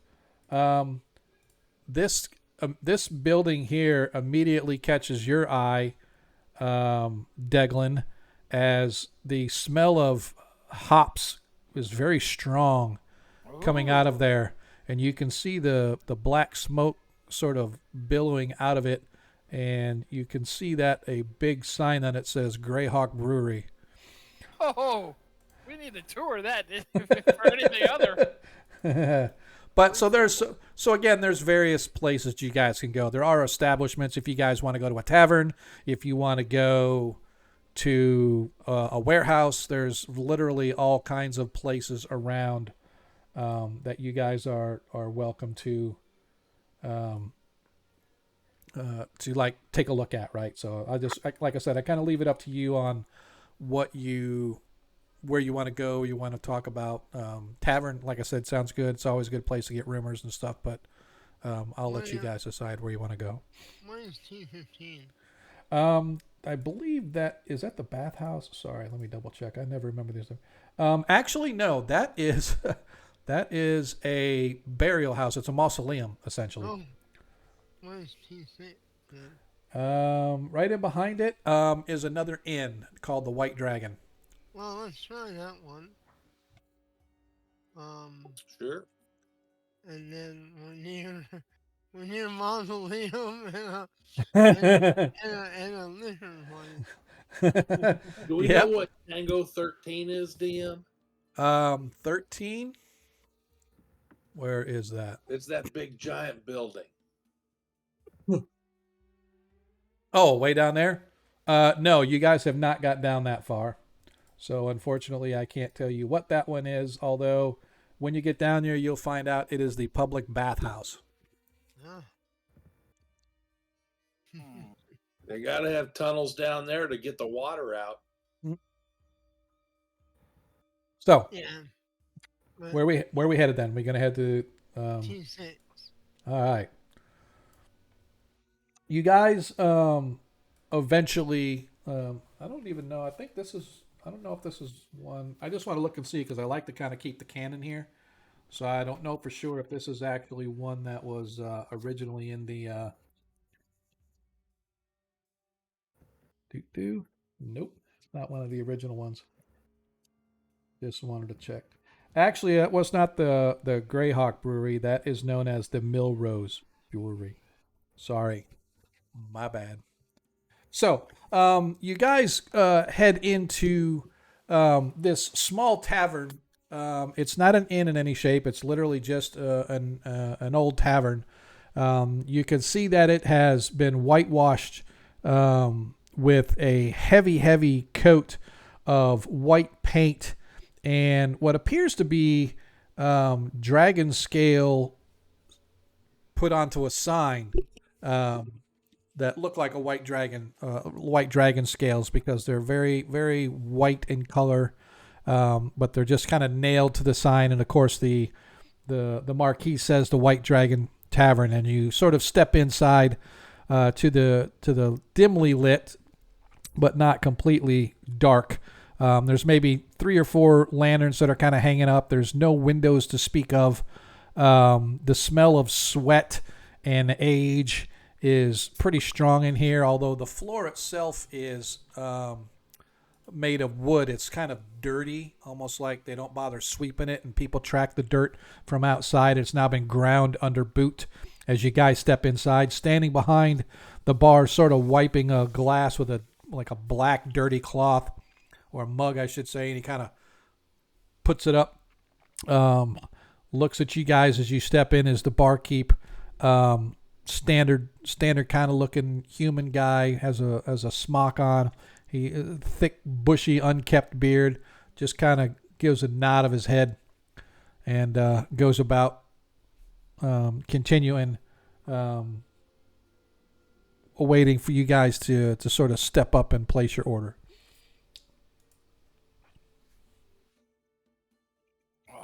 I'll order a mead if they've got some.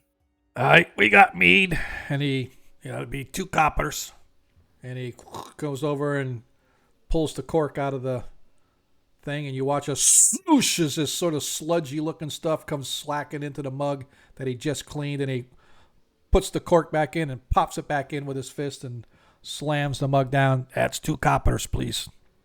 All right, hand them over. For you, gents, as he points to the rest of you.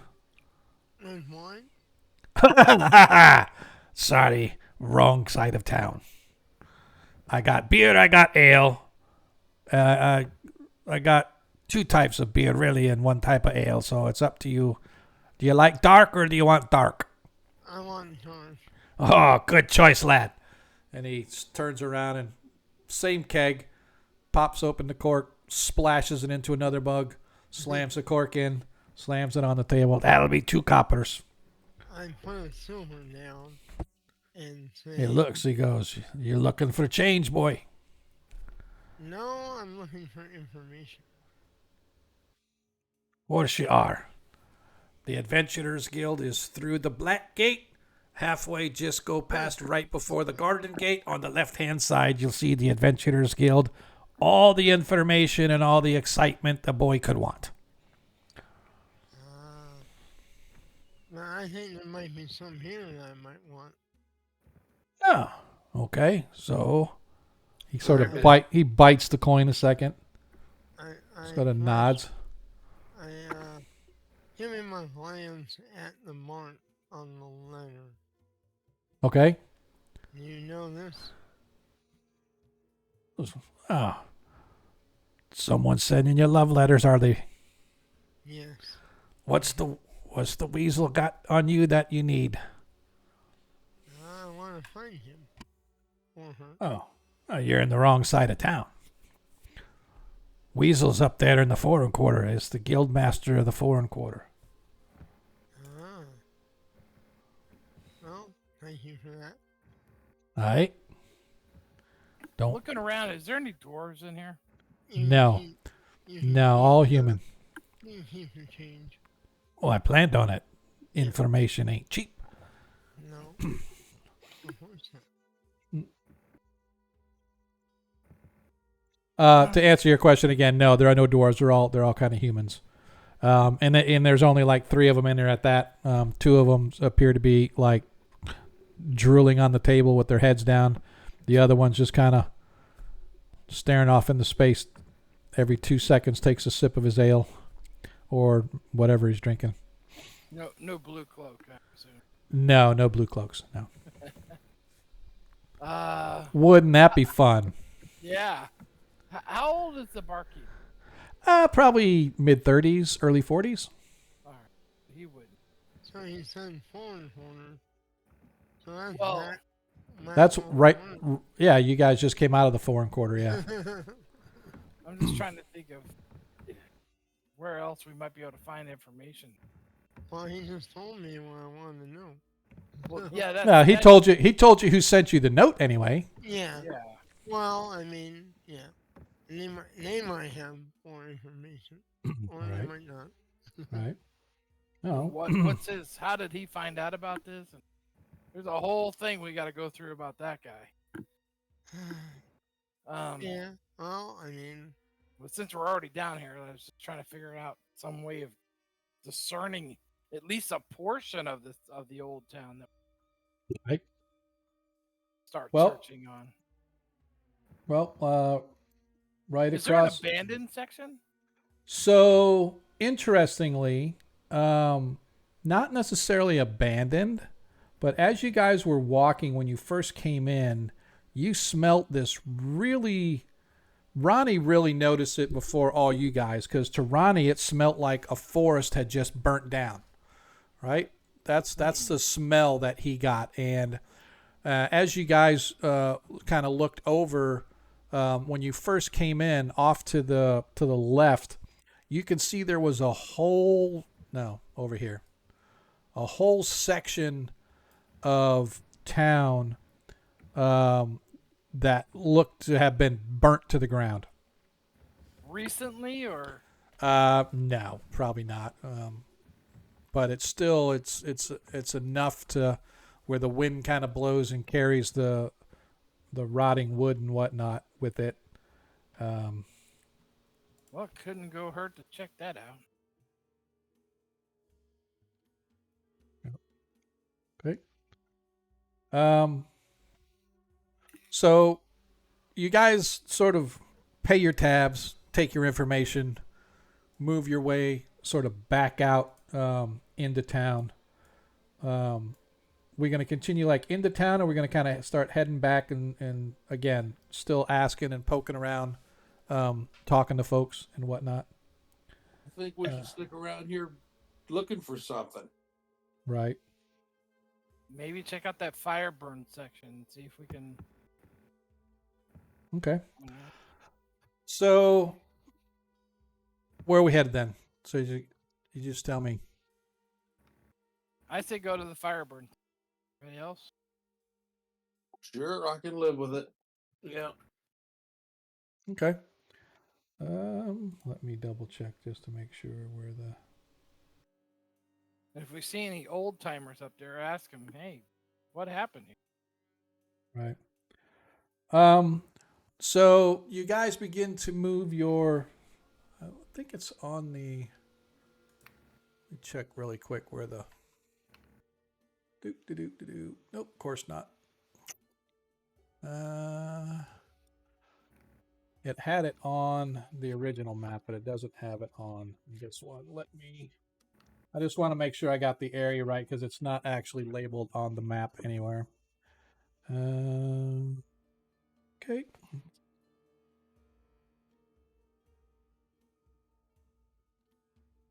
Kind of strange that they don't have it something like that labeled on here.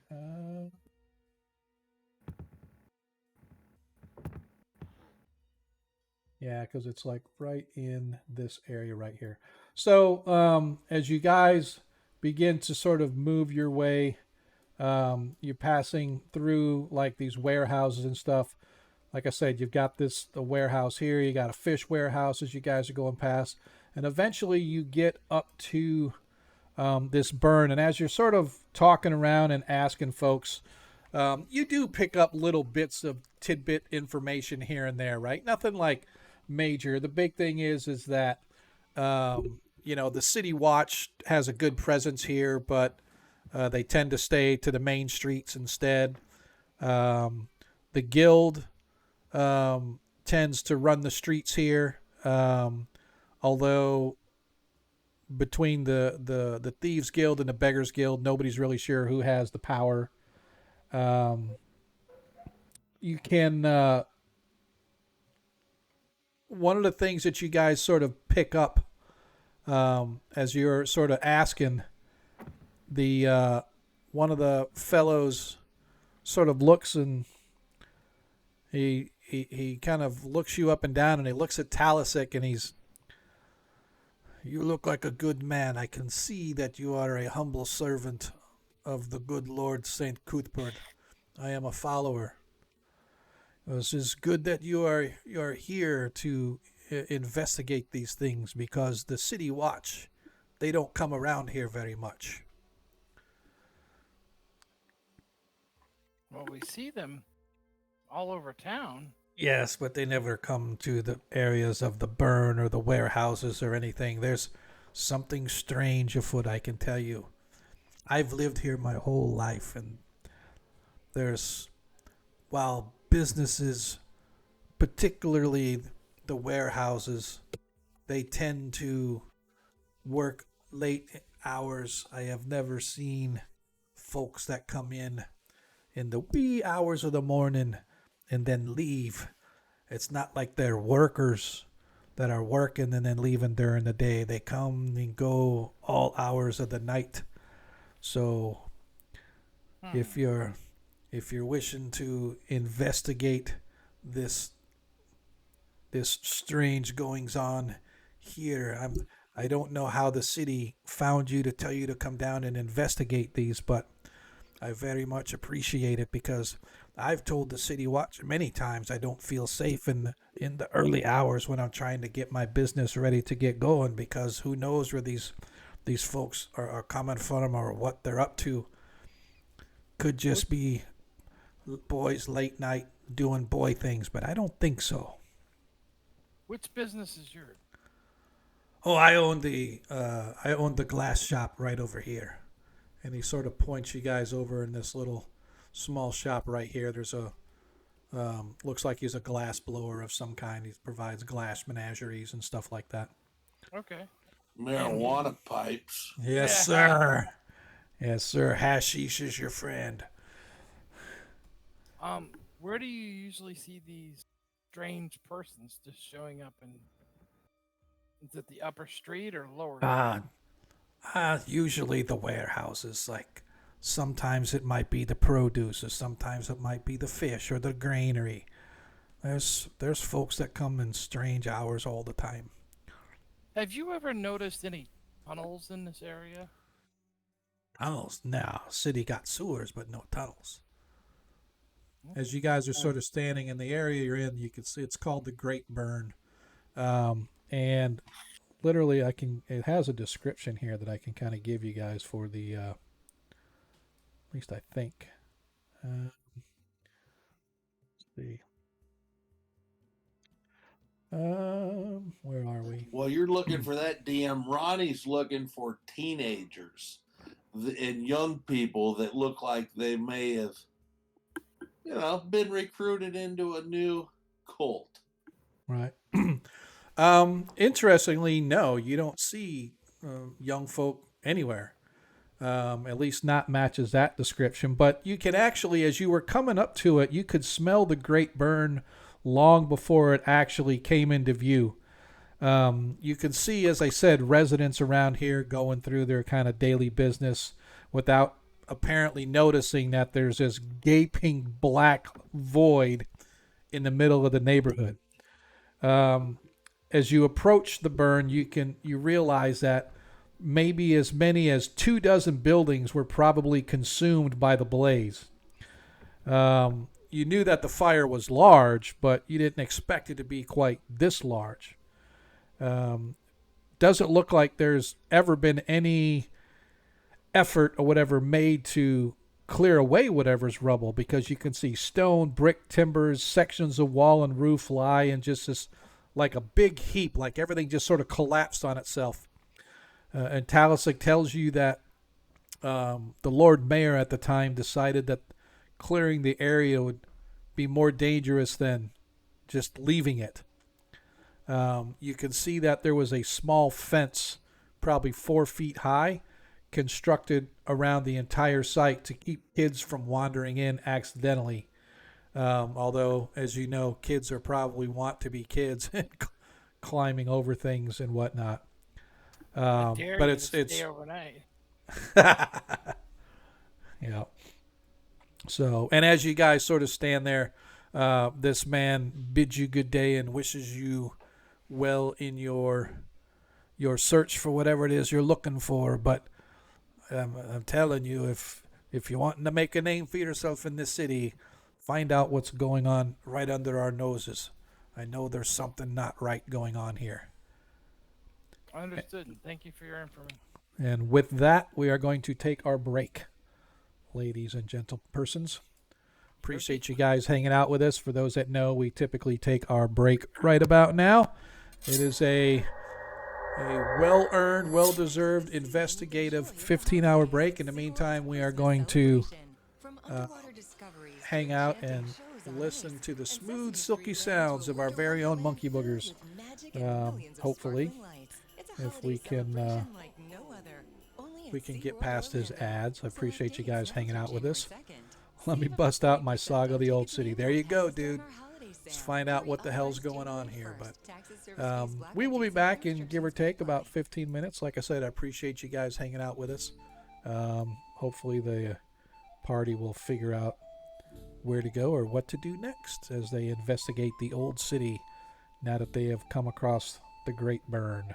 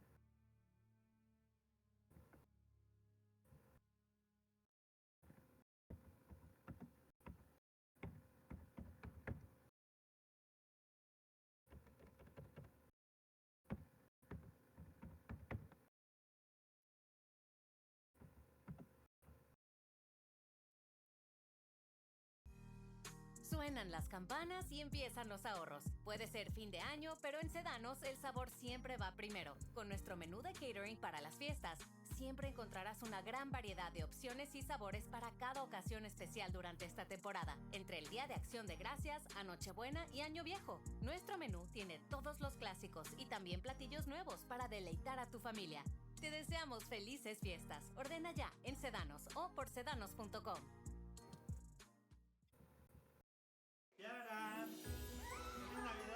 Cuando donas a los hospitales Shriners para niños, les estás dando a los niños los regalos que siempre han necesitado. Y ahora, gracias a tu apoyo, podemos darle a Kiara el regalo que siempre ha soñado.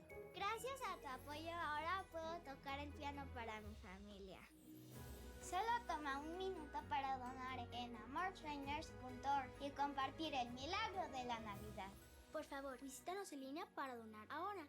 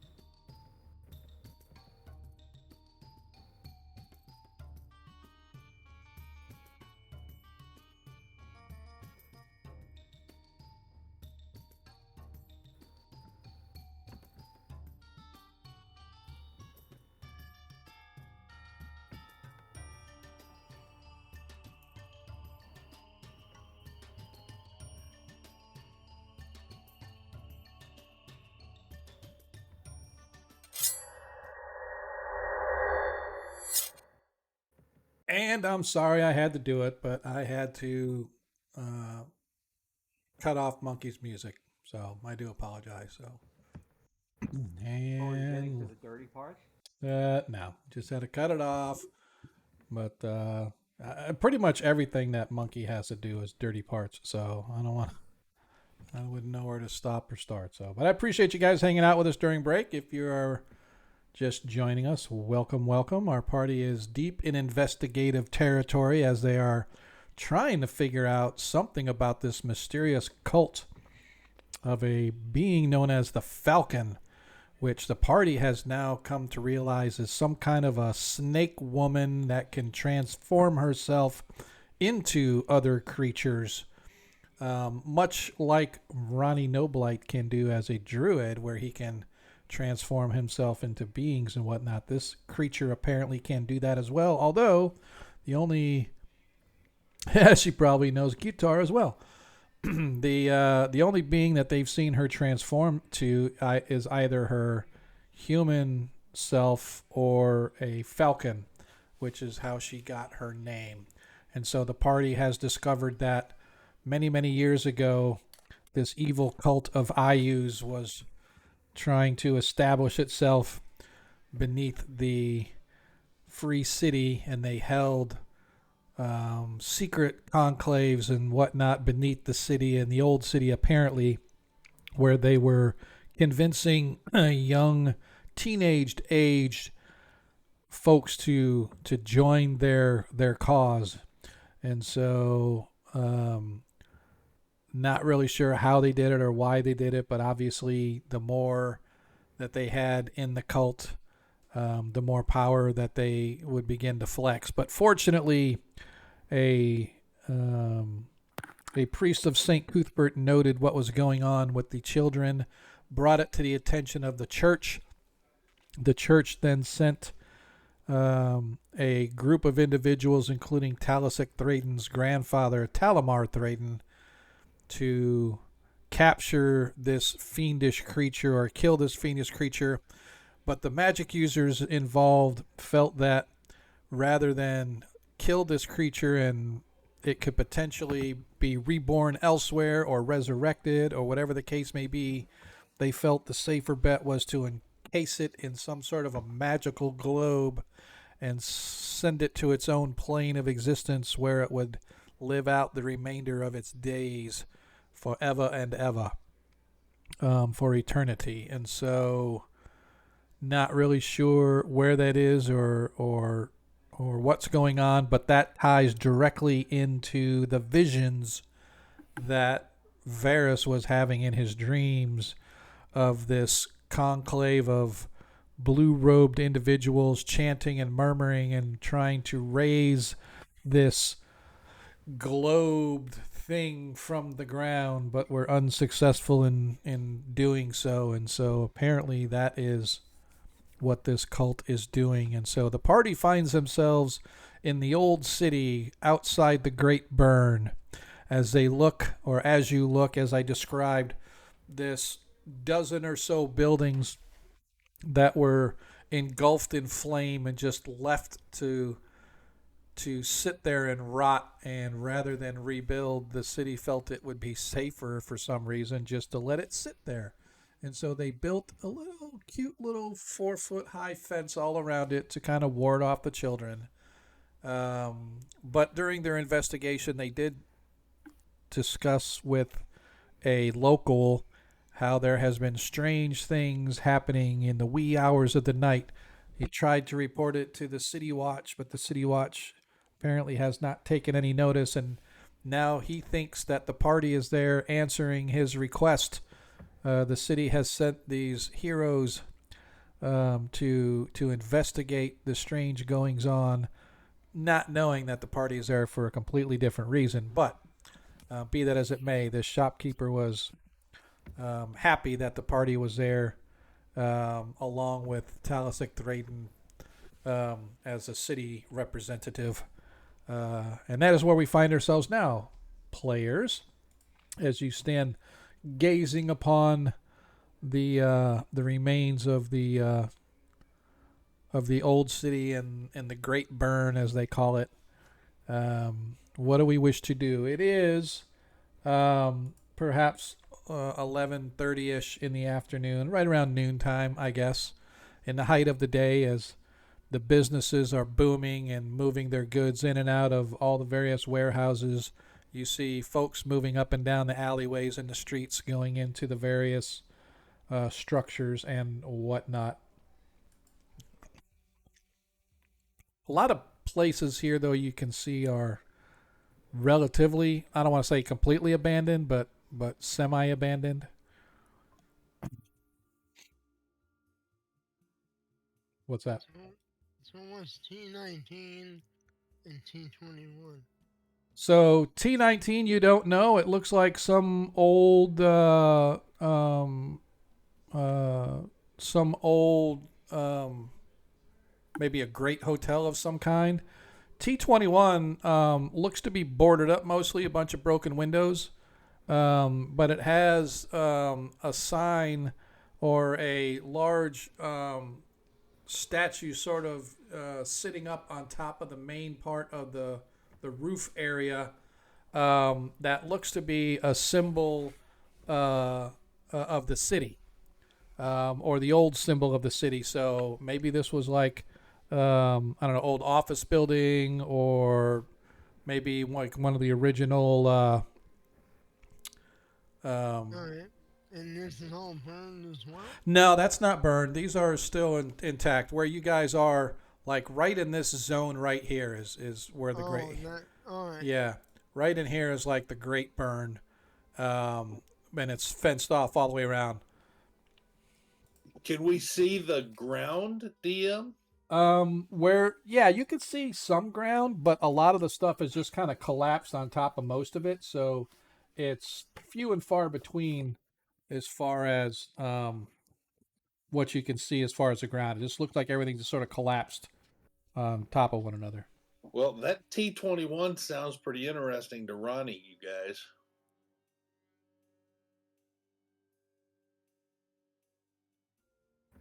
Could Right. be. Can we hop the fence, or is it like? You can. However, just by looking at, if you guys hop the fence, you're effectively walking through all of the rubble and whatnot. And just by looking at it, you can tell it's not very stable. All right. But yeah, you can easily walk around the. What do you mean not stable? As in it might collapse? Yeah, inward? absolutely. There's still walls are partially standing. Some timbers are just kind of standing up all by themselves, whereas the rest of the building collapsed. There's still like support beams that are still just sort of standing there. And so walking through this, which is why they put the fence around it to keep kids out of there, just because of the danger of it collapsing, either stuff falling on you, or who knows, you could collapse into some basement somewhere, or whatever the case may be. But Well, I could use the gem of seeing and kind of look through this area and see if I find anything. I Mhm. kind of doubt I will, though. It's just covered up too much with all this old crap. right. So I'll give it a couple every once in a while. Give it a look through and see if I see anything. Right. So, but you're not going into the, you guys are going around the edges, right? I think at this point, until we can see something that might possibly be what we're looking for, I don't see a need to actually get into it. Okay. You guys can overturn me if you guys got a better idea. I'll totally hear from. No, I'm fine. Look, checking out. Especially you looking through that gem is a great idea. Okay. Just to see if I see anything that might be out of the ordinary. Okay. That's fine. So you guys begin to kind of move your way down the fenced area around the other side. On the back side, you see that there's another boarding house right here. Looks pretty run down and beat up, but there's a sign there that says beds for rent. Just as you guys get here, you can see that this building, this T21 building, is relatively intact, although it's boarded up and all its windows are closed and stuff. You can see that the shrubbery outside is actually kind of growing. But just as you guys come around and you get to start to look, a group of about 15 individuals sort of almost appear out of nowhere, like out of some of the doorways around. Some come out of like where the boarding house is. Others climb out from what looks like basement windows in this building. And like I said, there's about a dozen of them or so as they kind of come around, and they got their arms crossed, and they just kind of look and, whatever you're looking for ain't around here, bubs. Scram. Really? Mm-hmm. What color? What? Do they have blue robes or no? No, they're all wearing like leather type armor or no armor at all, but all of them have like billy clubs or daggers or short swords kind of hanging at their hips, just kind of looking at you. Definitely. I make a little sign language Okay. and say we come in peace. We're simply here looking to help with a haunted problem. As you sort of do that, the guy up front sort of stops for a second, kind of caught him off guard as you do that, and sort of flashes you back. We ain't accepting recruits. I'm not looking to join, just looking to help with mutual problems. He sort of looks, and none of you guys hear or anything about what's transpiring, but suddenly the leader points at you guys and says, "You guys wait here. You elf with me." And he begins to head back toward the building. Alright. He sort of, they part ways. I They look at Jalen and give him a wink and follow him. All right. Just nonchalantly kind of look through the gem to see where they're going or if there's anything in the path. You know, Yeah, no, there's nothing pathwise or anything about it. Oh, I'm turning invisible if you can. So no, what, you're turning invisible? No, if they Oh, like no. they try to jump me or something. No, but Oh, as no, as you follow the leader, two of the guys sort of peel off with them, and right before you get inside, he's like, "Sorry, gotta do this," and he points to one of the guys, and they bring a hood over, Yeah, I understand that. puts the hood over you, Yep. and they lead you. They sort of pat you on the head and sort of get you to duck. You can feel yourself twisting and turning. You can tell that you're going up and going down. But eventually, you probably 30 minutes later, you have no idea where you're at or whether you're underground or upstairs or whatever the case may be. That's okay. And I'm used to it. yep, and everything It's my life. everything kind of comes to a halt. You can hear movement around you. You can sense that you're in an open space, but maybe not like a vaulted or high space. Yeah. A second later, the cloth comes off your head, and this huge beaming light is like right in your face, almost blinding you. Takes you a minute to get adjusted. You could see that there is an ever-burning torch like 2 feet above your head, sort of blazing down on you. Yep. I calmly do not put my hands on my blades and just say, I'm not here to upset the melons. You can see sitting in a chair is probably the first thing that's surprised you since you've arrived here in the Free City. A female elf sitting in the chair, sort of leaning back, and she's like, "Oh, Somehow. oh, I am very sure that you're not here to upset the balance, because you would have already been dumped in the river by now. Why are you in my city?"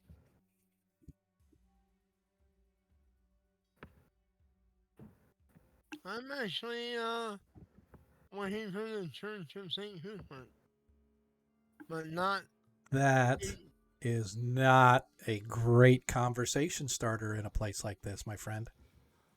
true, but it's honest. Yeah, and again, how can I trust a thief that's honest? You know, I was thinking about getting out of this If I game if early I tonight. wanted if Figured I I'd have wanted to to cause trouble here, I would have already done so. I have no issue with you or your city. I'm simply trying to help your city from an evil that will likely cause harm to you as it is to the common citizen.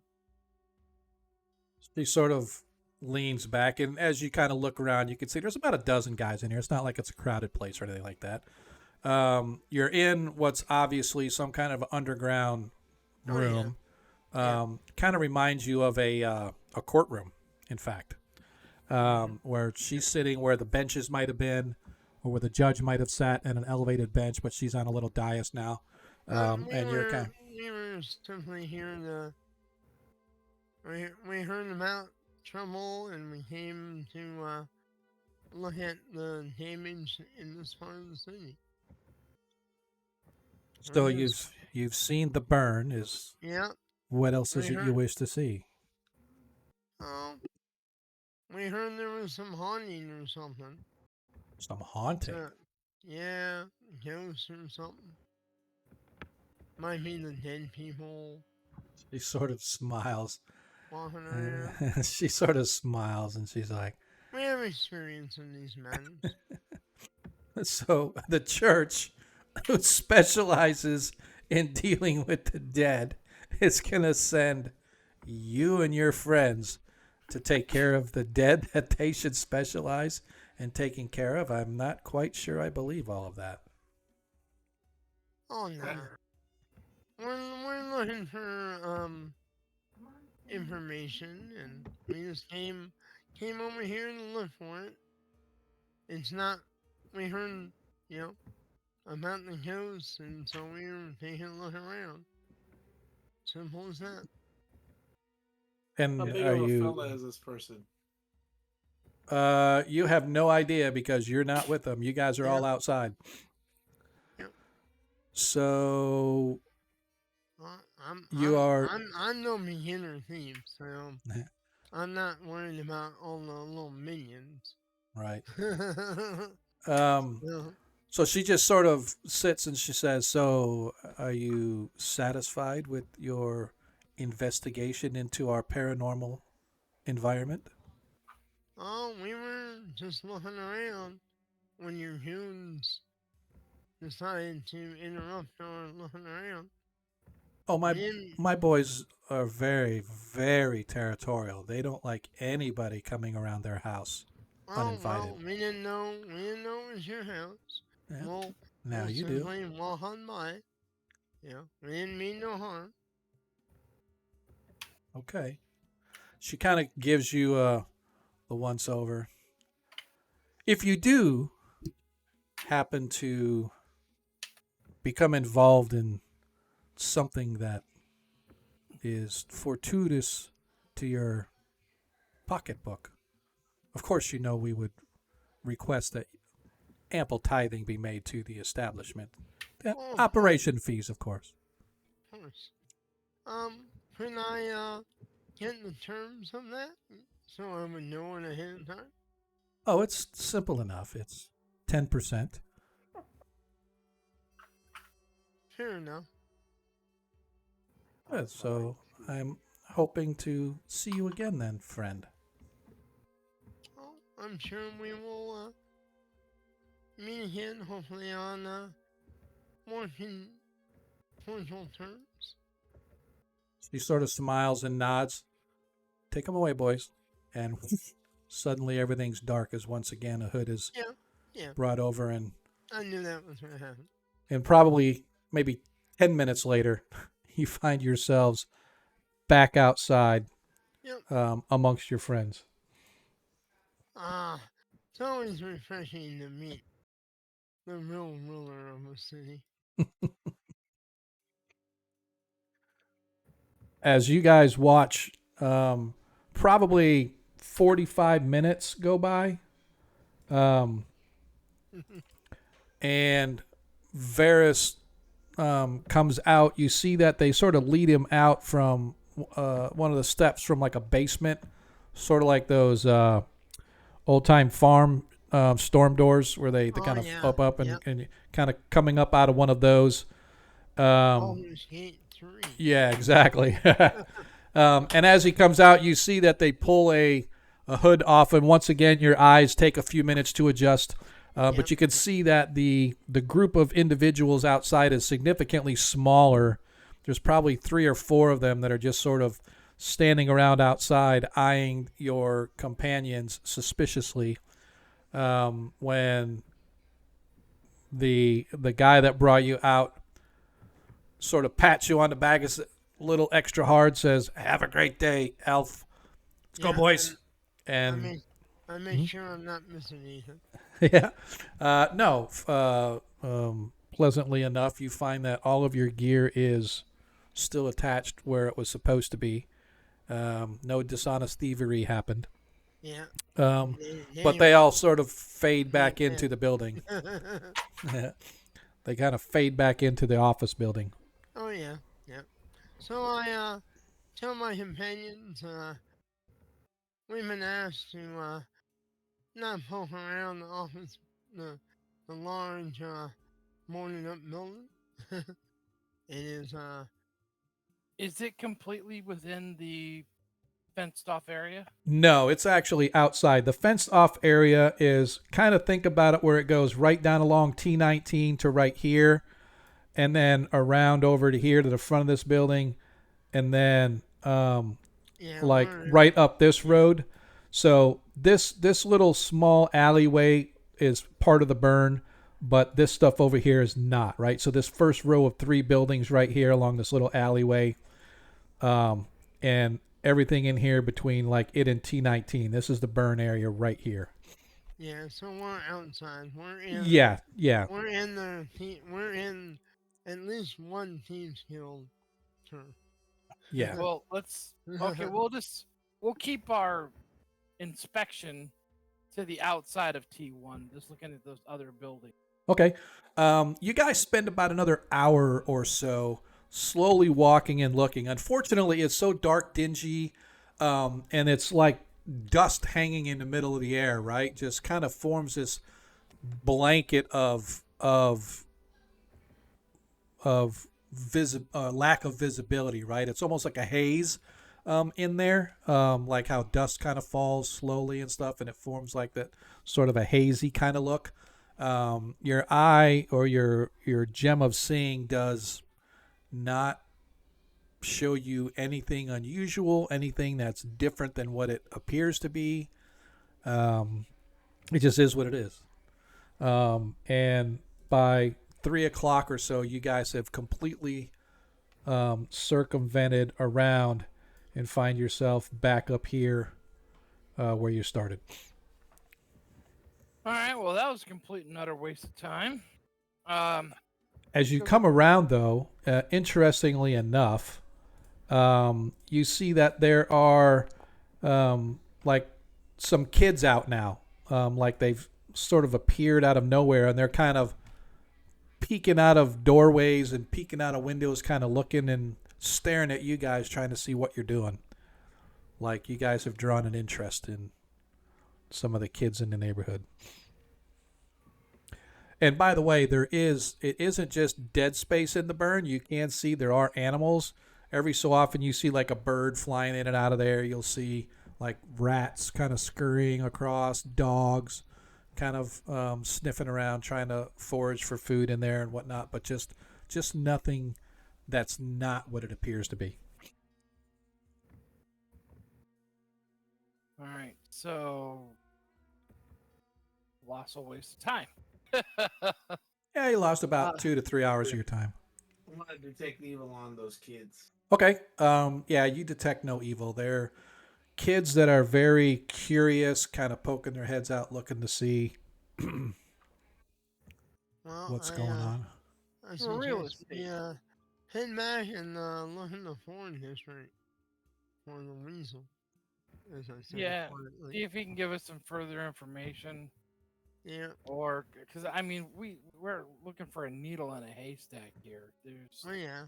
Well, I have a condition. Well, I'm sorry. I will Oh. say, if you guys may have forgotten in the past half hour, when you were talking to that shopkeeper, he did say that he saw strange people coming in late hours of the night in the warehouses Yeah. and whatnot, and he reported it to the authorities because he just thought it was weird that people would go in. Sometimes they would come out, other times they wouldn't. But it was all hours of the night, and they weren't workers, right? So there is that thread as well, And so one thing- come back after hours.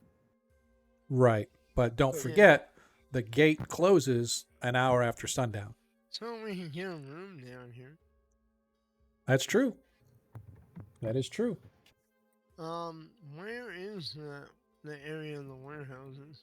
So you guys walked right past it. T31, T32, T30 are warehouses. The Mill House Brewery, T16. So T30 is I believe that's the produce one. Let me double check. Let's make sure that I got the right numbers. T30. I'm sorry. The T30 is a fish processing, which makes sense that you want it right by the main road because you don't want fish stinking up everywhere. You want to get it out of there quick. T31. This is a mill house. So they have a big grinding wheel and warehouse to hold the grain and grind it down into flour and whatnot. And T32 is produce. So you got, apples, oranges, other fruits and whatnot, produce-wise, lettuce, veggies, stuff like that, that they package up and ship off to various places. So those are the three probably big main warehouses. And then, like I said, the brewery itself is another one. It's not really a warehouse, but it's a factory, if you will. Mm-hmm. And then, so we can get a room, like, up here, right? So, Yeah, T17 is a rooms for rent. T2, which is actually right across the street, is the White Horse Inn. So that's that's actually an inn that's like right across the street from the warehouse. yeah, I mean, Do they have how many floors?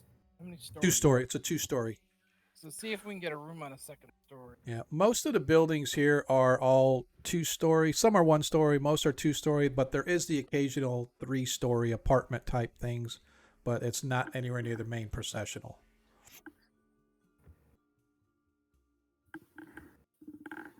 yeah, see if we can get some rooms in T2 then. Okay, that is called the White Horse Inn. As you guys make your way over there, gladly enough. So as you guys step in, again, this is you could tell it's an old building, but it has been looks like it's been recently had some refurbishment. You could see some fresh beams, some fresh roofing, some fresh tiles along the side, the railings outside the establishment where the porch is. They have fresh, look like new, relatively freshly painted railings and whatnot. The double doors swing inside into a large foyer, and from there you can see a sweeping set of stairs going up and then splitting to the left and to the right. and through the back past the maitre d' as you first come in, you can see is a dining hall of some sort. And as you step in, you see a man he's balding. He's got thin wisps of hair that are waxed down very sharply along the side of his head, almost like a comb over. But you can still see almost his whole scalp. That's how thin his hair is. He's got a thin mustache, again, heavily waxed all the way down, and it curls up in the tiny little tips right at the base, right by his chin. He has a white flowered shirt, almost like the old New England back in the days in the 1800s with the flowered cuffs and the ruffles and whatnot. He has a bright red overcoat as he sort of steps up to you guys and goes, "Welcome to the White Horse. I am Clyde. I shall be your servant for today. Do you wish to just dine with us, or are you looking for a place to rest your weary heads?"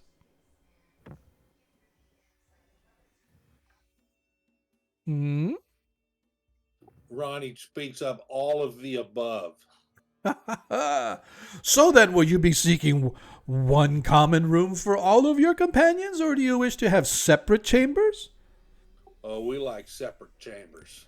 Well, that will be 2 silver pieces per person per room.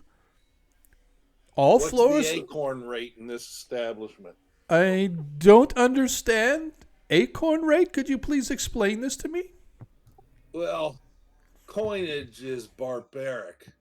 When you could take an acorn and plant it and grow an entire forest. So what's the acorn rate in this establishment? He kind of looks and is like, "I'm sorry, but we do not cater to that specific monetary system. We prefer metal." I hand him a hole Oh, thank Say- you. and say that should cover all of us. Yes, sir. Please follow me. And he leads you guys upstairs to the left. Fortuitously enough, all of your rooms are on the same side of facing the street. So you guys each have a room, and it literally lines the front of the street. So you can literally look. Every one of you can look across the street. He goes to each room, and as he steps to the room, he opens up his coat, and you hear a jingle, jingle, jingle. And inside, he has all of these keys hanging. And each one, he takes out a key, puts it in the lock, unlocks the door, hands you the key, steps to the next one, opens his coat, takes out a key, unlocks it, hands it to the next guy. And each of you eventually have your own room. Although the place is nice, the beds themselves look to be very thin. The blankets are kind of worn and ratty looking, not really ratty, but like tattered ends and stuff like that. So it looks like they're making it look better on the outside without doing a lot on the inside, at least not yet. Maybe they just don't have the funding. But the rooms are dry. They have a basin with a pitcher to get some water for washing with. They have a little writing table should you wish to write, and of course they have a lantern available for you to have light as well. Since it is winter, Back out of here. I'm falling. All right, man. Okay. Thank you very much for. I've been taking notes and doing research. Okay. We will see you next week. All right. Thank you. All right, man. it is winter, so how warm? It's actually not too bad. They don't seem to have central heat, but you can see that the walls have the stone chimney going through it, and it's not covered, and so there is a radiant heat being given off. Although you could sense the smell, a little bit of smoke seeping through the cracks of the mortar of the chimney as it passes through the rooms. So while the rooms themselves don't have their own fireplaces, at least here anyway, it seems to be heat is at least in the room. But it's not like the Whistling Fish where it's like, blazing fires available and keep you toasty in every room. Definitely a downgrade, but again, the blankets are relatively thick, made of wool. So it's cozy, if not super comfortable. Well, I mean, I have my heater, so Yeah, sure. Absolutely. yeah. my my my hair flow or whatever. There you go, man. There you go. Just start breaking out. I'm going to wear everything I own. Well, dump the bag of holding out in the middle of my room. I want to get everything I got. So, Yeah. All right. So all how right. do So, you want to do this? Oh, is there an area to eat? yes, downstairs behind, as you go through the swinging doors behind the maitre d' that greeted you, there is a common room for dining. All right. So we're gonna hang out here for the rest of the day and do some observing at night. Sounds like a plan. Okay. All right. If you guys decide to go eat, it is going to be 1 silver piece for a meal and drink. Alright. And they only have standard fare. They don't have like high-end wine and stuff. So typically it's water, ale, beers and stuff. Particularly the Millhouse Brewery right across the street. So it's relatively decent. Yeah, I'll pay silver and have some food and drink. Okay. I don't want, need to look normal. Yeah. Okay. Talisic has decided that he does not wish to Hang partake in a stakeout. out. Okay. But he will be happy to meet you once again tomorrow. Just decide where. Do you want to meet here? Do we want to meet back at the Whistling Fish?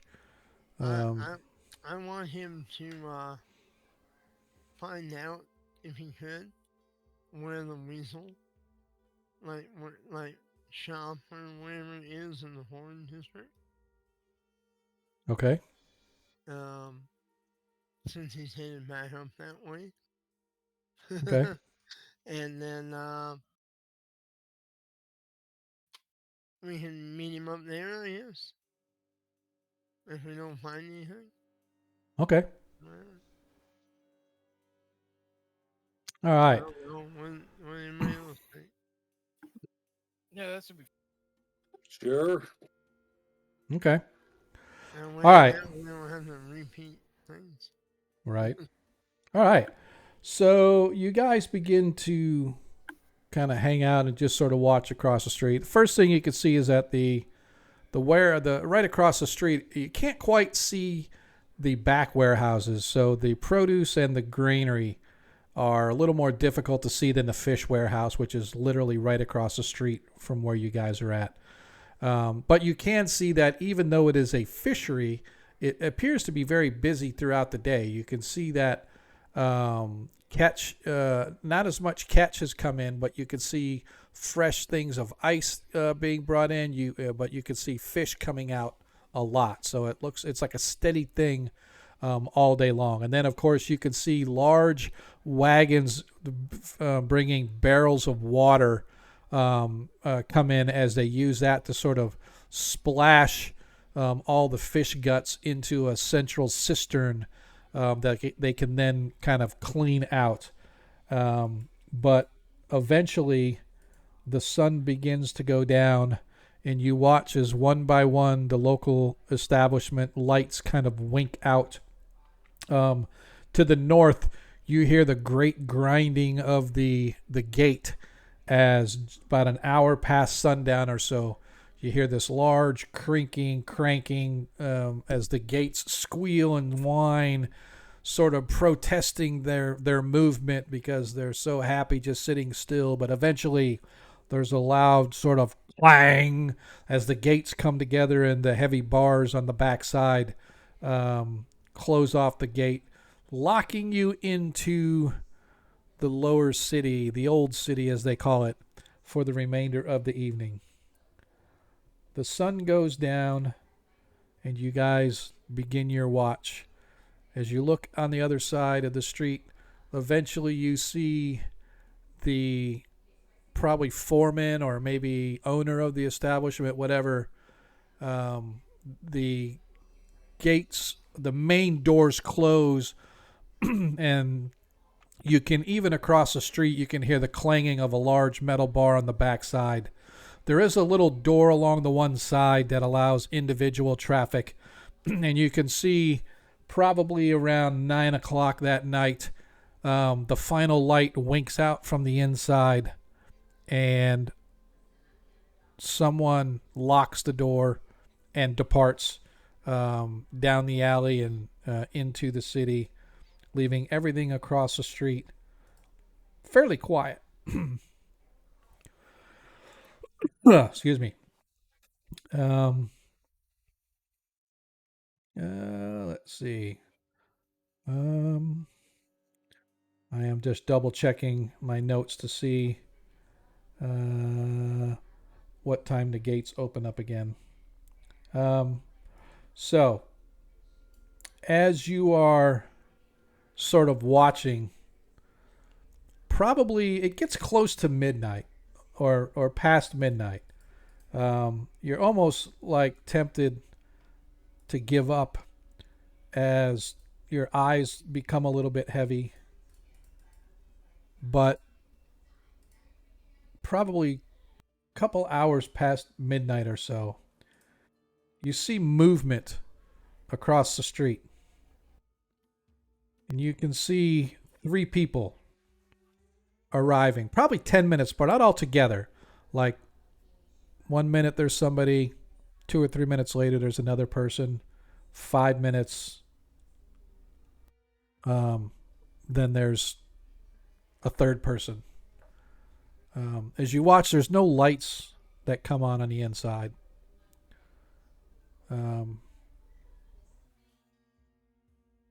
But they unlock the door and they enter into the warehouse from that same side door that the owner or the foreman, whoever it was, locked as they left.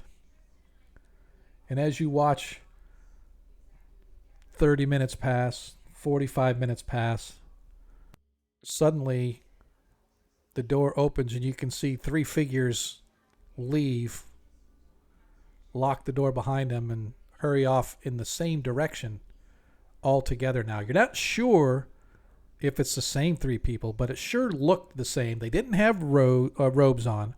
They had regular clothes, but they had cloaks over their heads, so their faces are indistinguishable, even though there's some street lights on the main processional.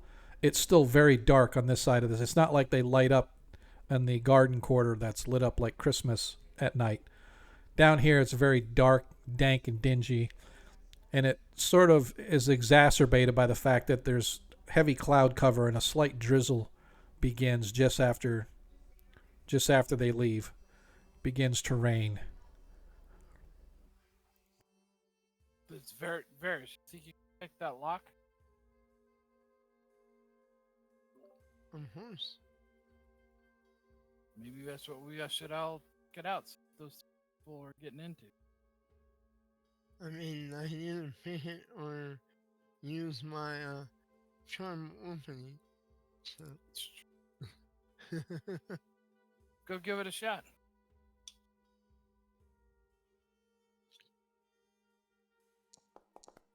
So you want me to go by myself? No, we're all. I thought we're out. No. Oh, okay. Okay. As you guys move down to the street, just as you're sort of getting to the front door, first of all, you find that the front door is locked. It's deadbolted on this side. It has a deadbolt and a sliding bolt. But as you get there and you begin to slide to leave, Varys, your sharp eyes spot a group of night watchmen coming from the gate, moving south down the processional. Tell everybody we need to mosey on. Yeah, act like we're just stop for a second and then continue on. Well, you guys haven't left the building yet. That's what I'm saying is. Oh, okay. No, you're at the door, getting ready to leave the hotel. Oh, right. Yeah. Yeah, we'll wait for them to pass. Yeah. Okay. Watch where they go. All right. They just continue straight down south. There's a group of 6 of them. Most of them having swords. A couple of them having pole arms. as they move their way south. You guys decide then to go across the street. I will need a stealth check, please, Varys. Give me a. Just do a hide in shadows. Don't worry about move silently. Oh yeah. And this will be for the group.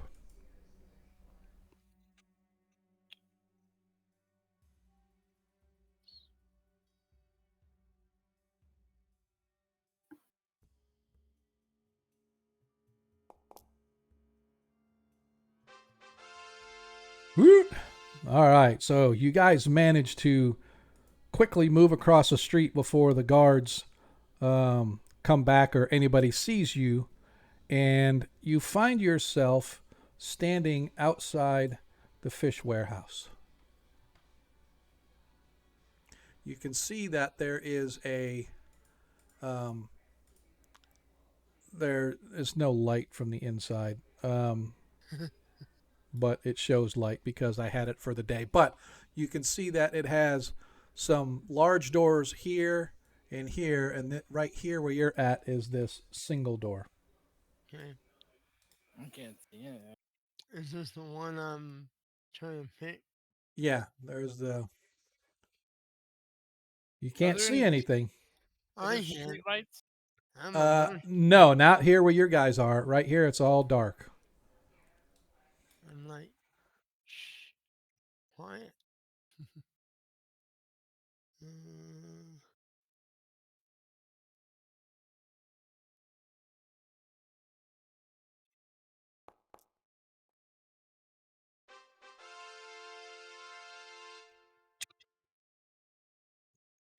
As the door opens, inside, the wafting smell of the fish house hits your nostrils like somebody punching you in the face as you guys find your way into the interior. And I think I do have lights set up in here so you guys should be able to see.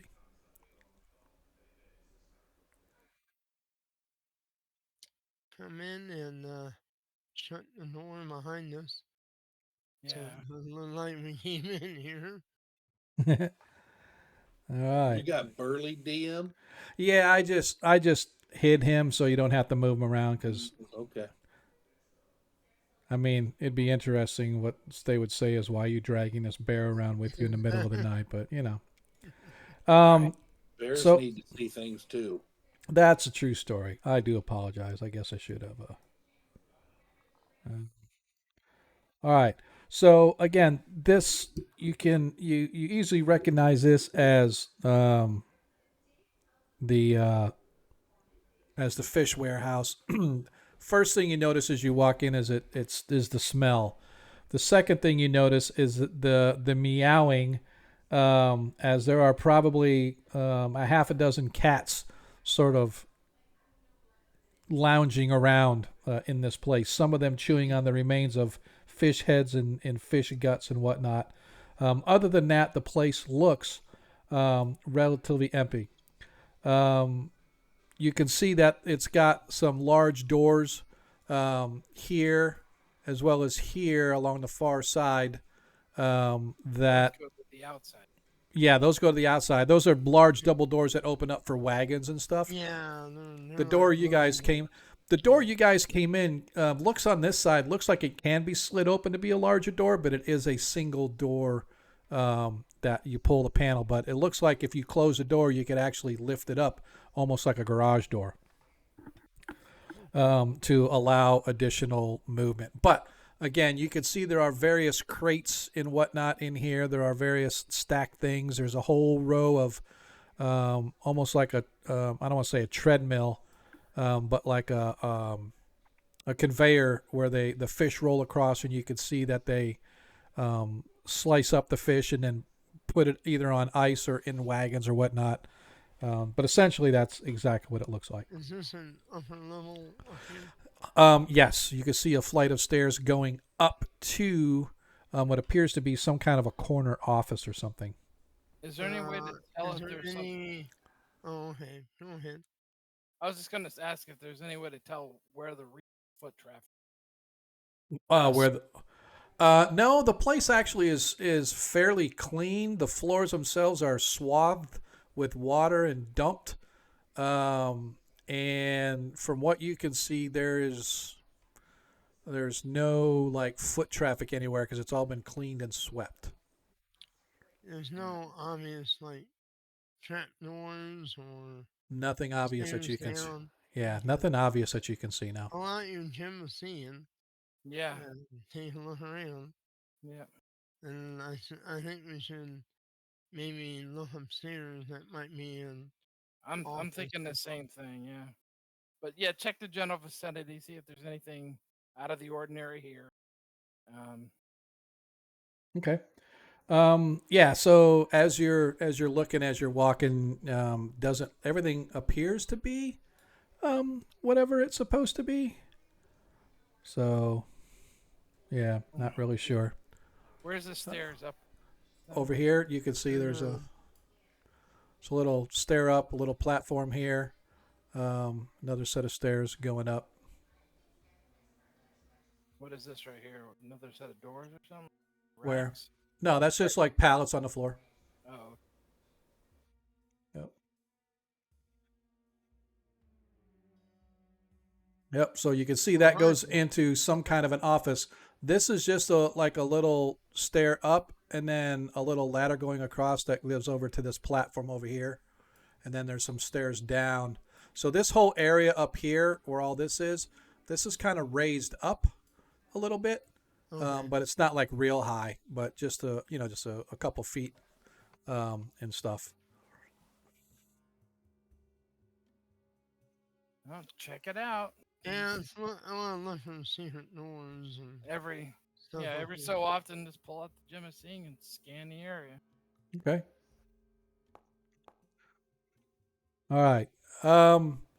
As you get here with your gem of seeing in the office, you can see that there is a thin line running all around the carpet that's on the floor.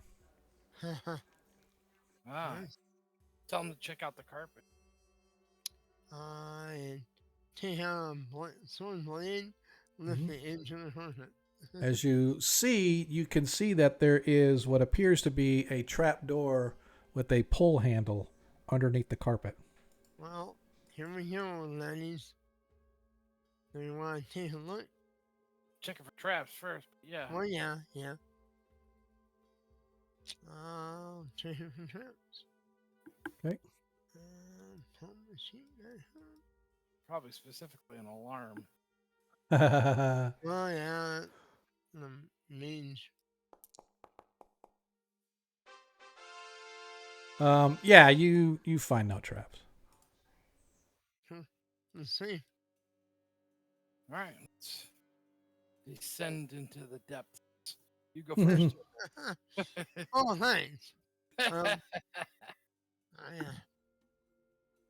Open it up then Okay. and have a look down with my information. Underneath, you can see that there is a spiral iron staircase leading down probably 30 feet or so, ending in what appears to be stone and earth down below. Iron staircase. Oh, wow. Spiral. That's gonna make noise. About how old would we guess? It actually looks not new, but not like super old, so it can't be that old. Less than 50 years? Yeah. Hmm. Well, I mean, it could have been replaced. That's So, true. and why is there? It's the first thing we found. I mean, we got to mean- investigate. I mean, I can go down and take a look. Why don't you go down invisible? Yeah, I'm gonna turn invisible and Make a No. whistle or something. move silently down. Yeah, make a bird call or Okay. cat call or something. So you descend the steps or descend the ladder. It doesn't really. Oh yeah, thank you. I was just going to ask you as you move silently. You descend slowly into the darkness.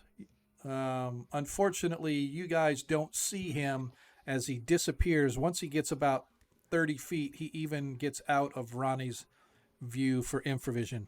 But right about that time, Varys, you find yourself in a small tunnel leading straight south. I would like to listen. Okay? See if I hear chanting or any creature sounds or anything. Okay.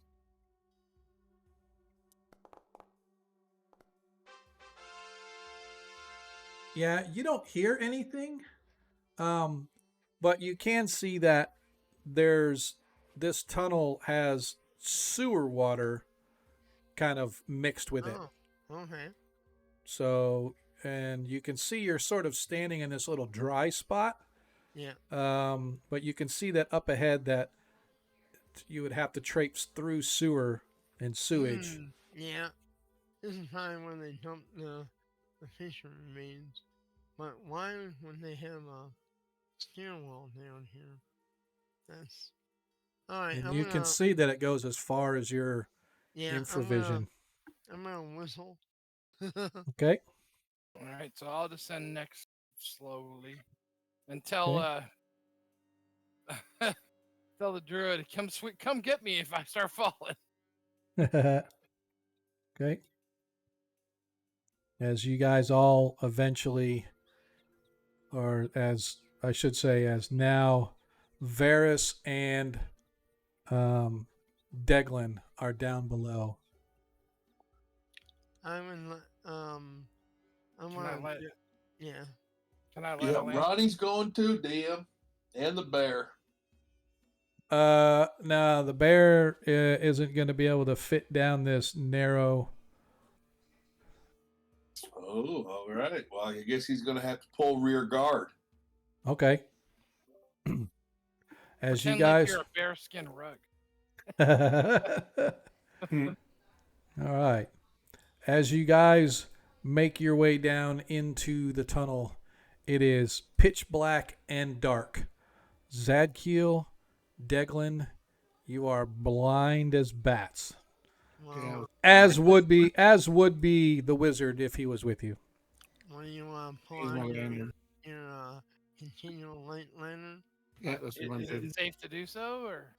Well, Yeah. I mean, we don't know what's down here, so I didn't hear anything other than the the sewage. So All right, so I I lit mean, my lantern. Okay. I mean, unless you guys want to walk around with a torch and risk falling in the sewage. Better and safer. Controlled fire. I mean, All right, so what do we see? Sewage. yep. A tunnel about 5 or 10 feet wide running to the north and south. See any obvious tracks down here? No. It's all wet and mucky, so Yeah. there's Yeah. What is- look What is this around. cross section of water? well, that's just how the map went. Pull Just out to your show. So gem. you guys are in sort of this dry sort of area. Could be that they made it and sort of diverted this so that they could come down here to a dry area to start with or whatever. But as you move south, you see that you're going to have to be wading into sewage. Maybe look at use your gem, see if maybe there's any secret doors. Check that Right. out. Yeah. If not, we got the folding boat we can pull out if it's deep enough. It's only probably about 4 inches deep. Oh, okay. Yeah. So I say wading through that sarcastically. Oh, okay. Yeah. So, yeah, but I'm you're looking with sloshing through it. Yeah. I'm looking with the gem too. Okay. Yep. So nothing out of the ordinary. This looks like a dirt tunnel, sort of sewer line, if you will. Do we want to go north or south, guys? Well, the Oh, screen's no. black for me, so you guys pick. Does it really show up black for you, Ronnie? I turned Yeah, on I my can see it on the Twitch page, but I can't see it on mine. Hang on I just turned a my second. lantern on. You should be able to see. Did Hang you on. refresh? Refresh. Uh,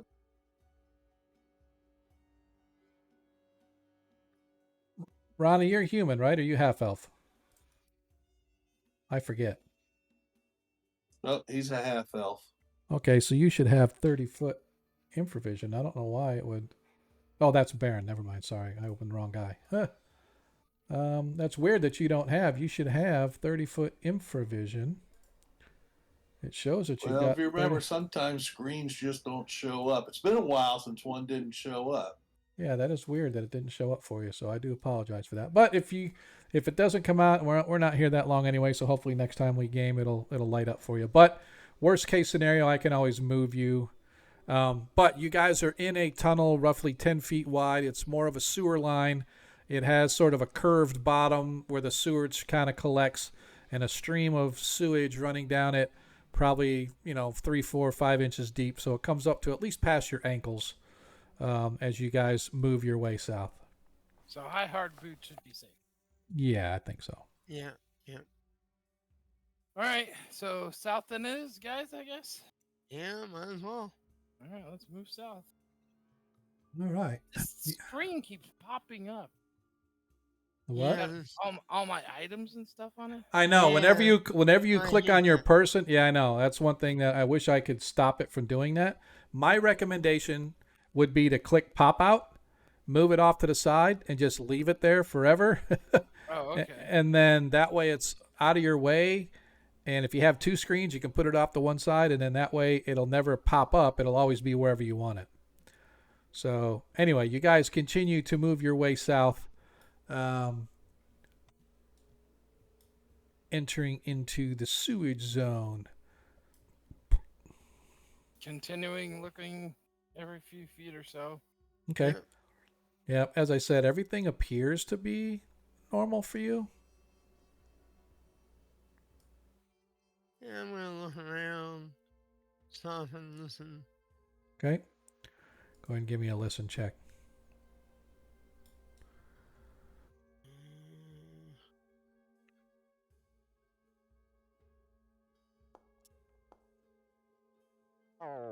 Yeah, you don't hear anything. Hang on, give me just a second here. I want to bring Zadkill down here. Where? Well, considering all the success I had, Yep. I finally rolled a fail.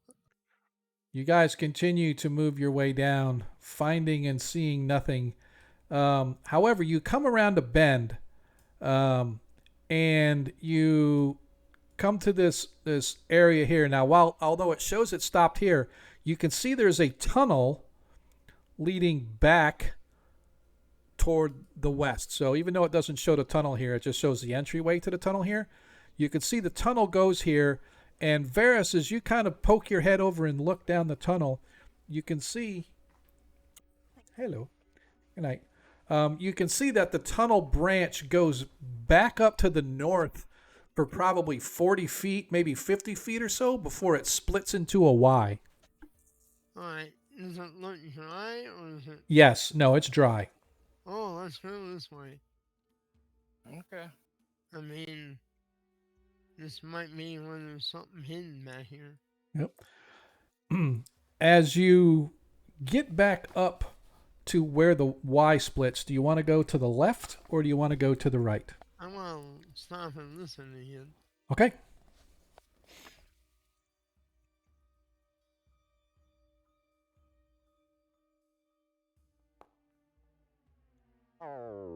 Yeah, once again, you hear nothing. Any sign of muddy footprints? Or anything? Actually, not muddy footprints, but you can see that the earth itself has footprints. It's not muddy, it's not stone, it's more earth. So you can see that there have been foot traffic in this direction, although difficult to determine how long ago or whatever. Some holes for a ranger.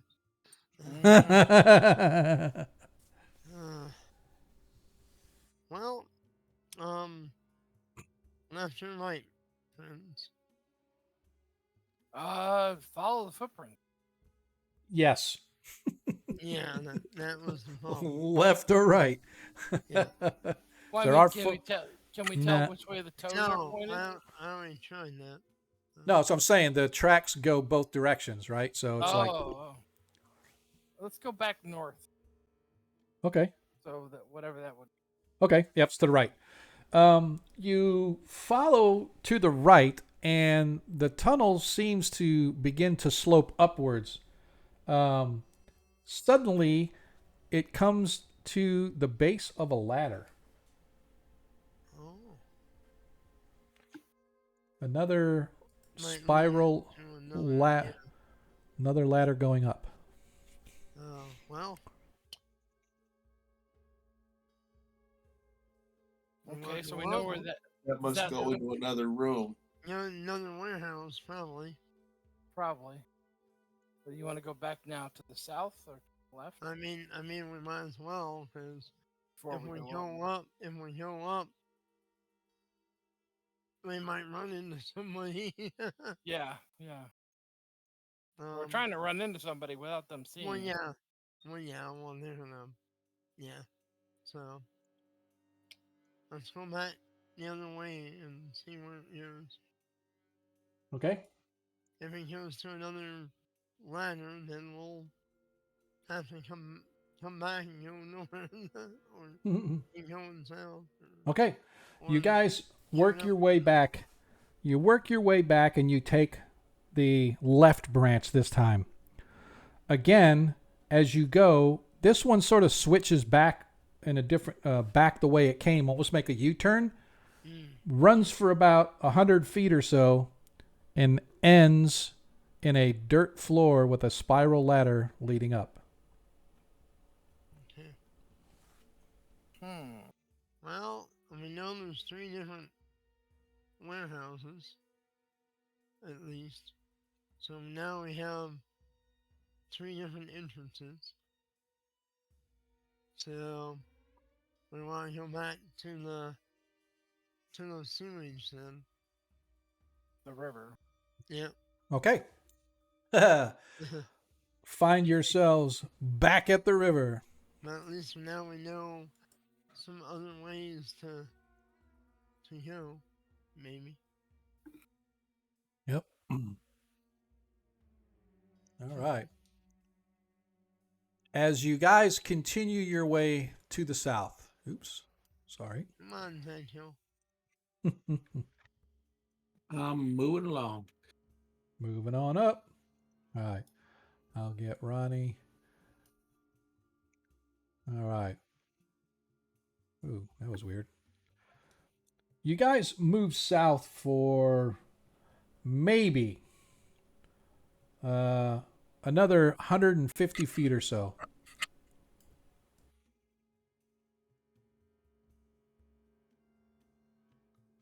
Zigging and zagging your way, following what is apparently some kind of a old sewer line that just travels on forever. And when you get to the very end, and it's interesting because the tunnel stops. But it stops in the end. There's a stone block filling the hallway, which is quite obviously a door of some kind. From this side, it's very easily detectable. But from what you can tell, it's probably much more well hidden on the other side. Is there a lever or? No, it just looks like it pushes. Okay. Ferris, from what you can tell, it pushes. If you push from the left, it'll swing open to the right. Alright, I'm not. Well, I'm going to check it. Try. Okay. Okay.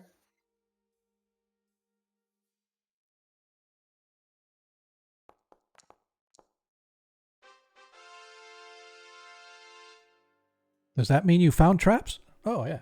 No, there are no traps on this side of the door, apparently. Alright, well then, tell everybody to be ready just in case. And, Right. open it. All right.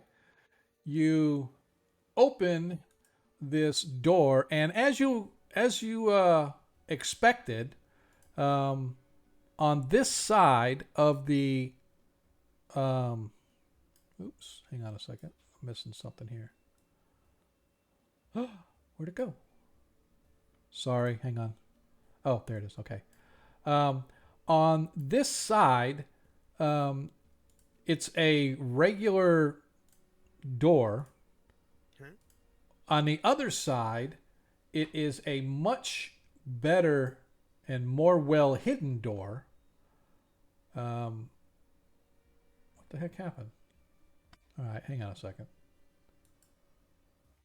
I know I saved changes. There we go. But on the other side, you can see that it is actually the city sewers proper. Ah. Interesting. So this area is all the hidden part. Yep. All right. Well, then we're gonna have to go north, probably. And as you step out into the hallway, you can hear this loud hissing noise Oh. coming from just ahead. Oh, And as God. you see this massive, massive size alligator sort of comes up out of the main sewer, and All right. that is where we're going to end tonight's session. I want to Damn, go my man. dad's 20s. Yeah, we'll Yeah, save them I for can next. see. We'll save them.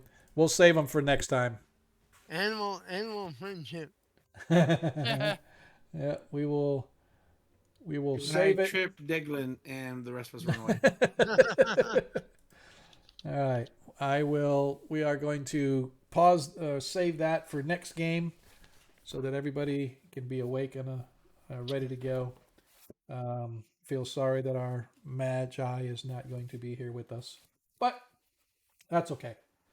Oh, so you're gonna miss next game? No, he'll be here, but his character is still in bed. Oh, yeah. So yeah. I only have him here so that he can at least see what you guys Yeah, are seeing yeah, and whatnot. gotcha, So, gotcha. but that's where we are going to pause for tonight's game. I definitely appreciate everybody that joined us tonight. Hopefully it was at least interesting investigation. Hopefully the players at least got a little something out of the investigative process, even though we didn't have any combat or anything like that. We had potential combat, but I really do appreciate you guys kind of hanging out with us. I had fun. I hope you did. Varys, I know you usually bail early, but let us know Yep. what you got going on, man. Gonna be starting a new CNC Greyhawk game locally here. What's CNC? So people don't know. Castles and Crusade. Castles and Crusades. I love it. Trollhorn Games. Yep. It's my new favorite game. Okay. So you're gonna dump us in favor of CNC, huh? I see how you Well, are. I've been running 2 online campaigns for Yeah. most of a year. Yep. And we're starting local in-person game Nice. on Adventure League night. Oh, at okay. my friendly local game store. Nice. My son is starting his first. He finished his last class. I am so happy. I'm tired of helping him with his Java homework, but he's finishing. He's graduating, and he is like diving headfirst into the D&D world because he's already bought a bunch of the books. He got the starter kit. He wants me to join his campaign. That plays on Thursdays, but then he's like, "Oh, by the way, can we play at your house? Because I don't really have room at mine." I'm like, "Oh, I see how this is. Let's suck Dad into the game, and now we got a place to play." But I told him, I said, "Sorry, man, you're gonna have to ask Mama." So he had to ask my wife to see if she gave her blessing or not to play. So we'll see. But anyway, I do a lot of 5e too. I'm yeah, gonna be doing Greyhawk Reborn next weekend. nice, So, very nice, man. and this weekend will be more Greyhawk games. Right. I got a Greyhawk game, 2 CNC games, Wednesday and Thursday, and then 2 D&D Greyhawk games. Well, Friday and man, Saturday. we feel honored to have that little slice of your time that you give us every week. We definitely Yeah. appreciate it, man. Y'all take care. All right, brother. We'll see you next week. Yep. Night. All right, Right, man. night. All right, all right, all right. Hopefully you guys enjoyed yourselves. Like I said, I know there wasn't a lot of combat, but hopefully that was it was at least interesting. Figuring out what's going on and trying to find out, what's up in the world. So appreciate you guys hanging out with us. All right. Definitely different. Yeah. But you know what though? That's the way I like it. It's like you can in this particular adventure, you get all the investigation stuff, and then at some point there's going to have to be combat with the baddies. You've already met some of the baddies and got your asses handed to you. Yeah, Pretty but much. I keep sweating bullets every encounter. I keep thinking our rogue is gonna kill everybody, and then That's hilarious. Nope, nope, nope, nope. That's totally okay. But for those of you that hung out with us tonight, we definitely appreciate you. Um, if you are a follower of the stream, you know that we typically do every Monday. I know last week we didn't because of whatever, of the holiday stuff, whatever. Plus, my wife decided to give me whatever she brought back from Carolina, but I appreciated that. And they said, "Oh, by the way, you're going to be releasing tonight, so let's go." So we have a release tonight too, but I'm not on it. So I was like, "Look, man, I'm not doing 2 in a row. Come on, man. It's just like I gotta go get my game fixed." So, but anyway, if you, like I said, if you follow us, you know that we do this every Monday. Hopefully, you will join us next Monday. We also have our stream this coming Friday, which is our 5th edition stream. You can go check out that on our channel. Go get caught up over on our YouTube channel because I've got all of our streams there, both this game and our 5th edition game. And I appreciate everybody that resubbed tonight. Everybody definitely appreciate Corvus dropping 1,500 bits. I know the players enjoyed it. But like I said, I am going to go ahead and allow those Nat 20s to carry over again because you guys just never got a chance to use them. So we're going to bounce over. I already know who I'm going to go check out. We're going to... where is it? There we are. We're going to go over and we're going to raid Darling because that's just how we roll. Although she doesn't need anybody to raid her because she's got like 50 people that watch her all the time. So it's like, why do we want to raid her? But she came in and she showed us some love with the lurk tonight. So we're going to go over and show her some love when we... where am I? I forgot to say this. Yeah, the stream is ending. But yeah, we're going to go over, we're going to bounce and check out Darling. If you guys, I don't think anybody that follows me doesn't follow Darling because, she's pretty awesome. I love her stream. But just remember, all we ask is that in a world, you can be anything that you want. All we ask is that you be kind. Guys, we will see you next Monday. For those that follow us, hopefully we'll see you Friday. I am not going to cancel that game. I definitely want to get that one back on track. We've missed the past couple sessions because of the holidays and whatnot. It just hasn't worked out. But we are going to game because I'm going to game Friday, and then I'm taking my wife down to Fort Lauderdale on Saturday for a weekend down to Fort Lauderdale for our anniversary. So appreciate you guys hanging out with us. Catch you next time. Peace. Later. later, night, guys. See you, Good bro. night, man.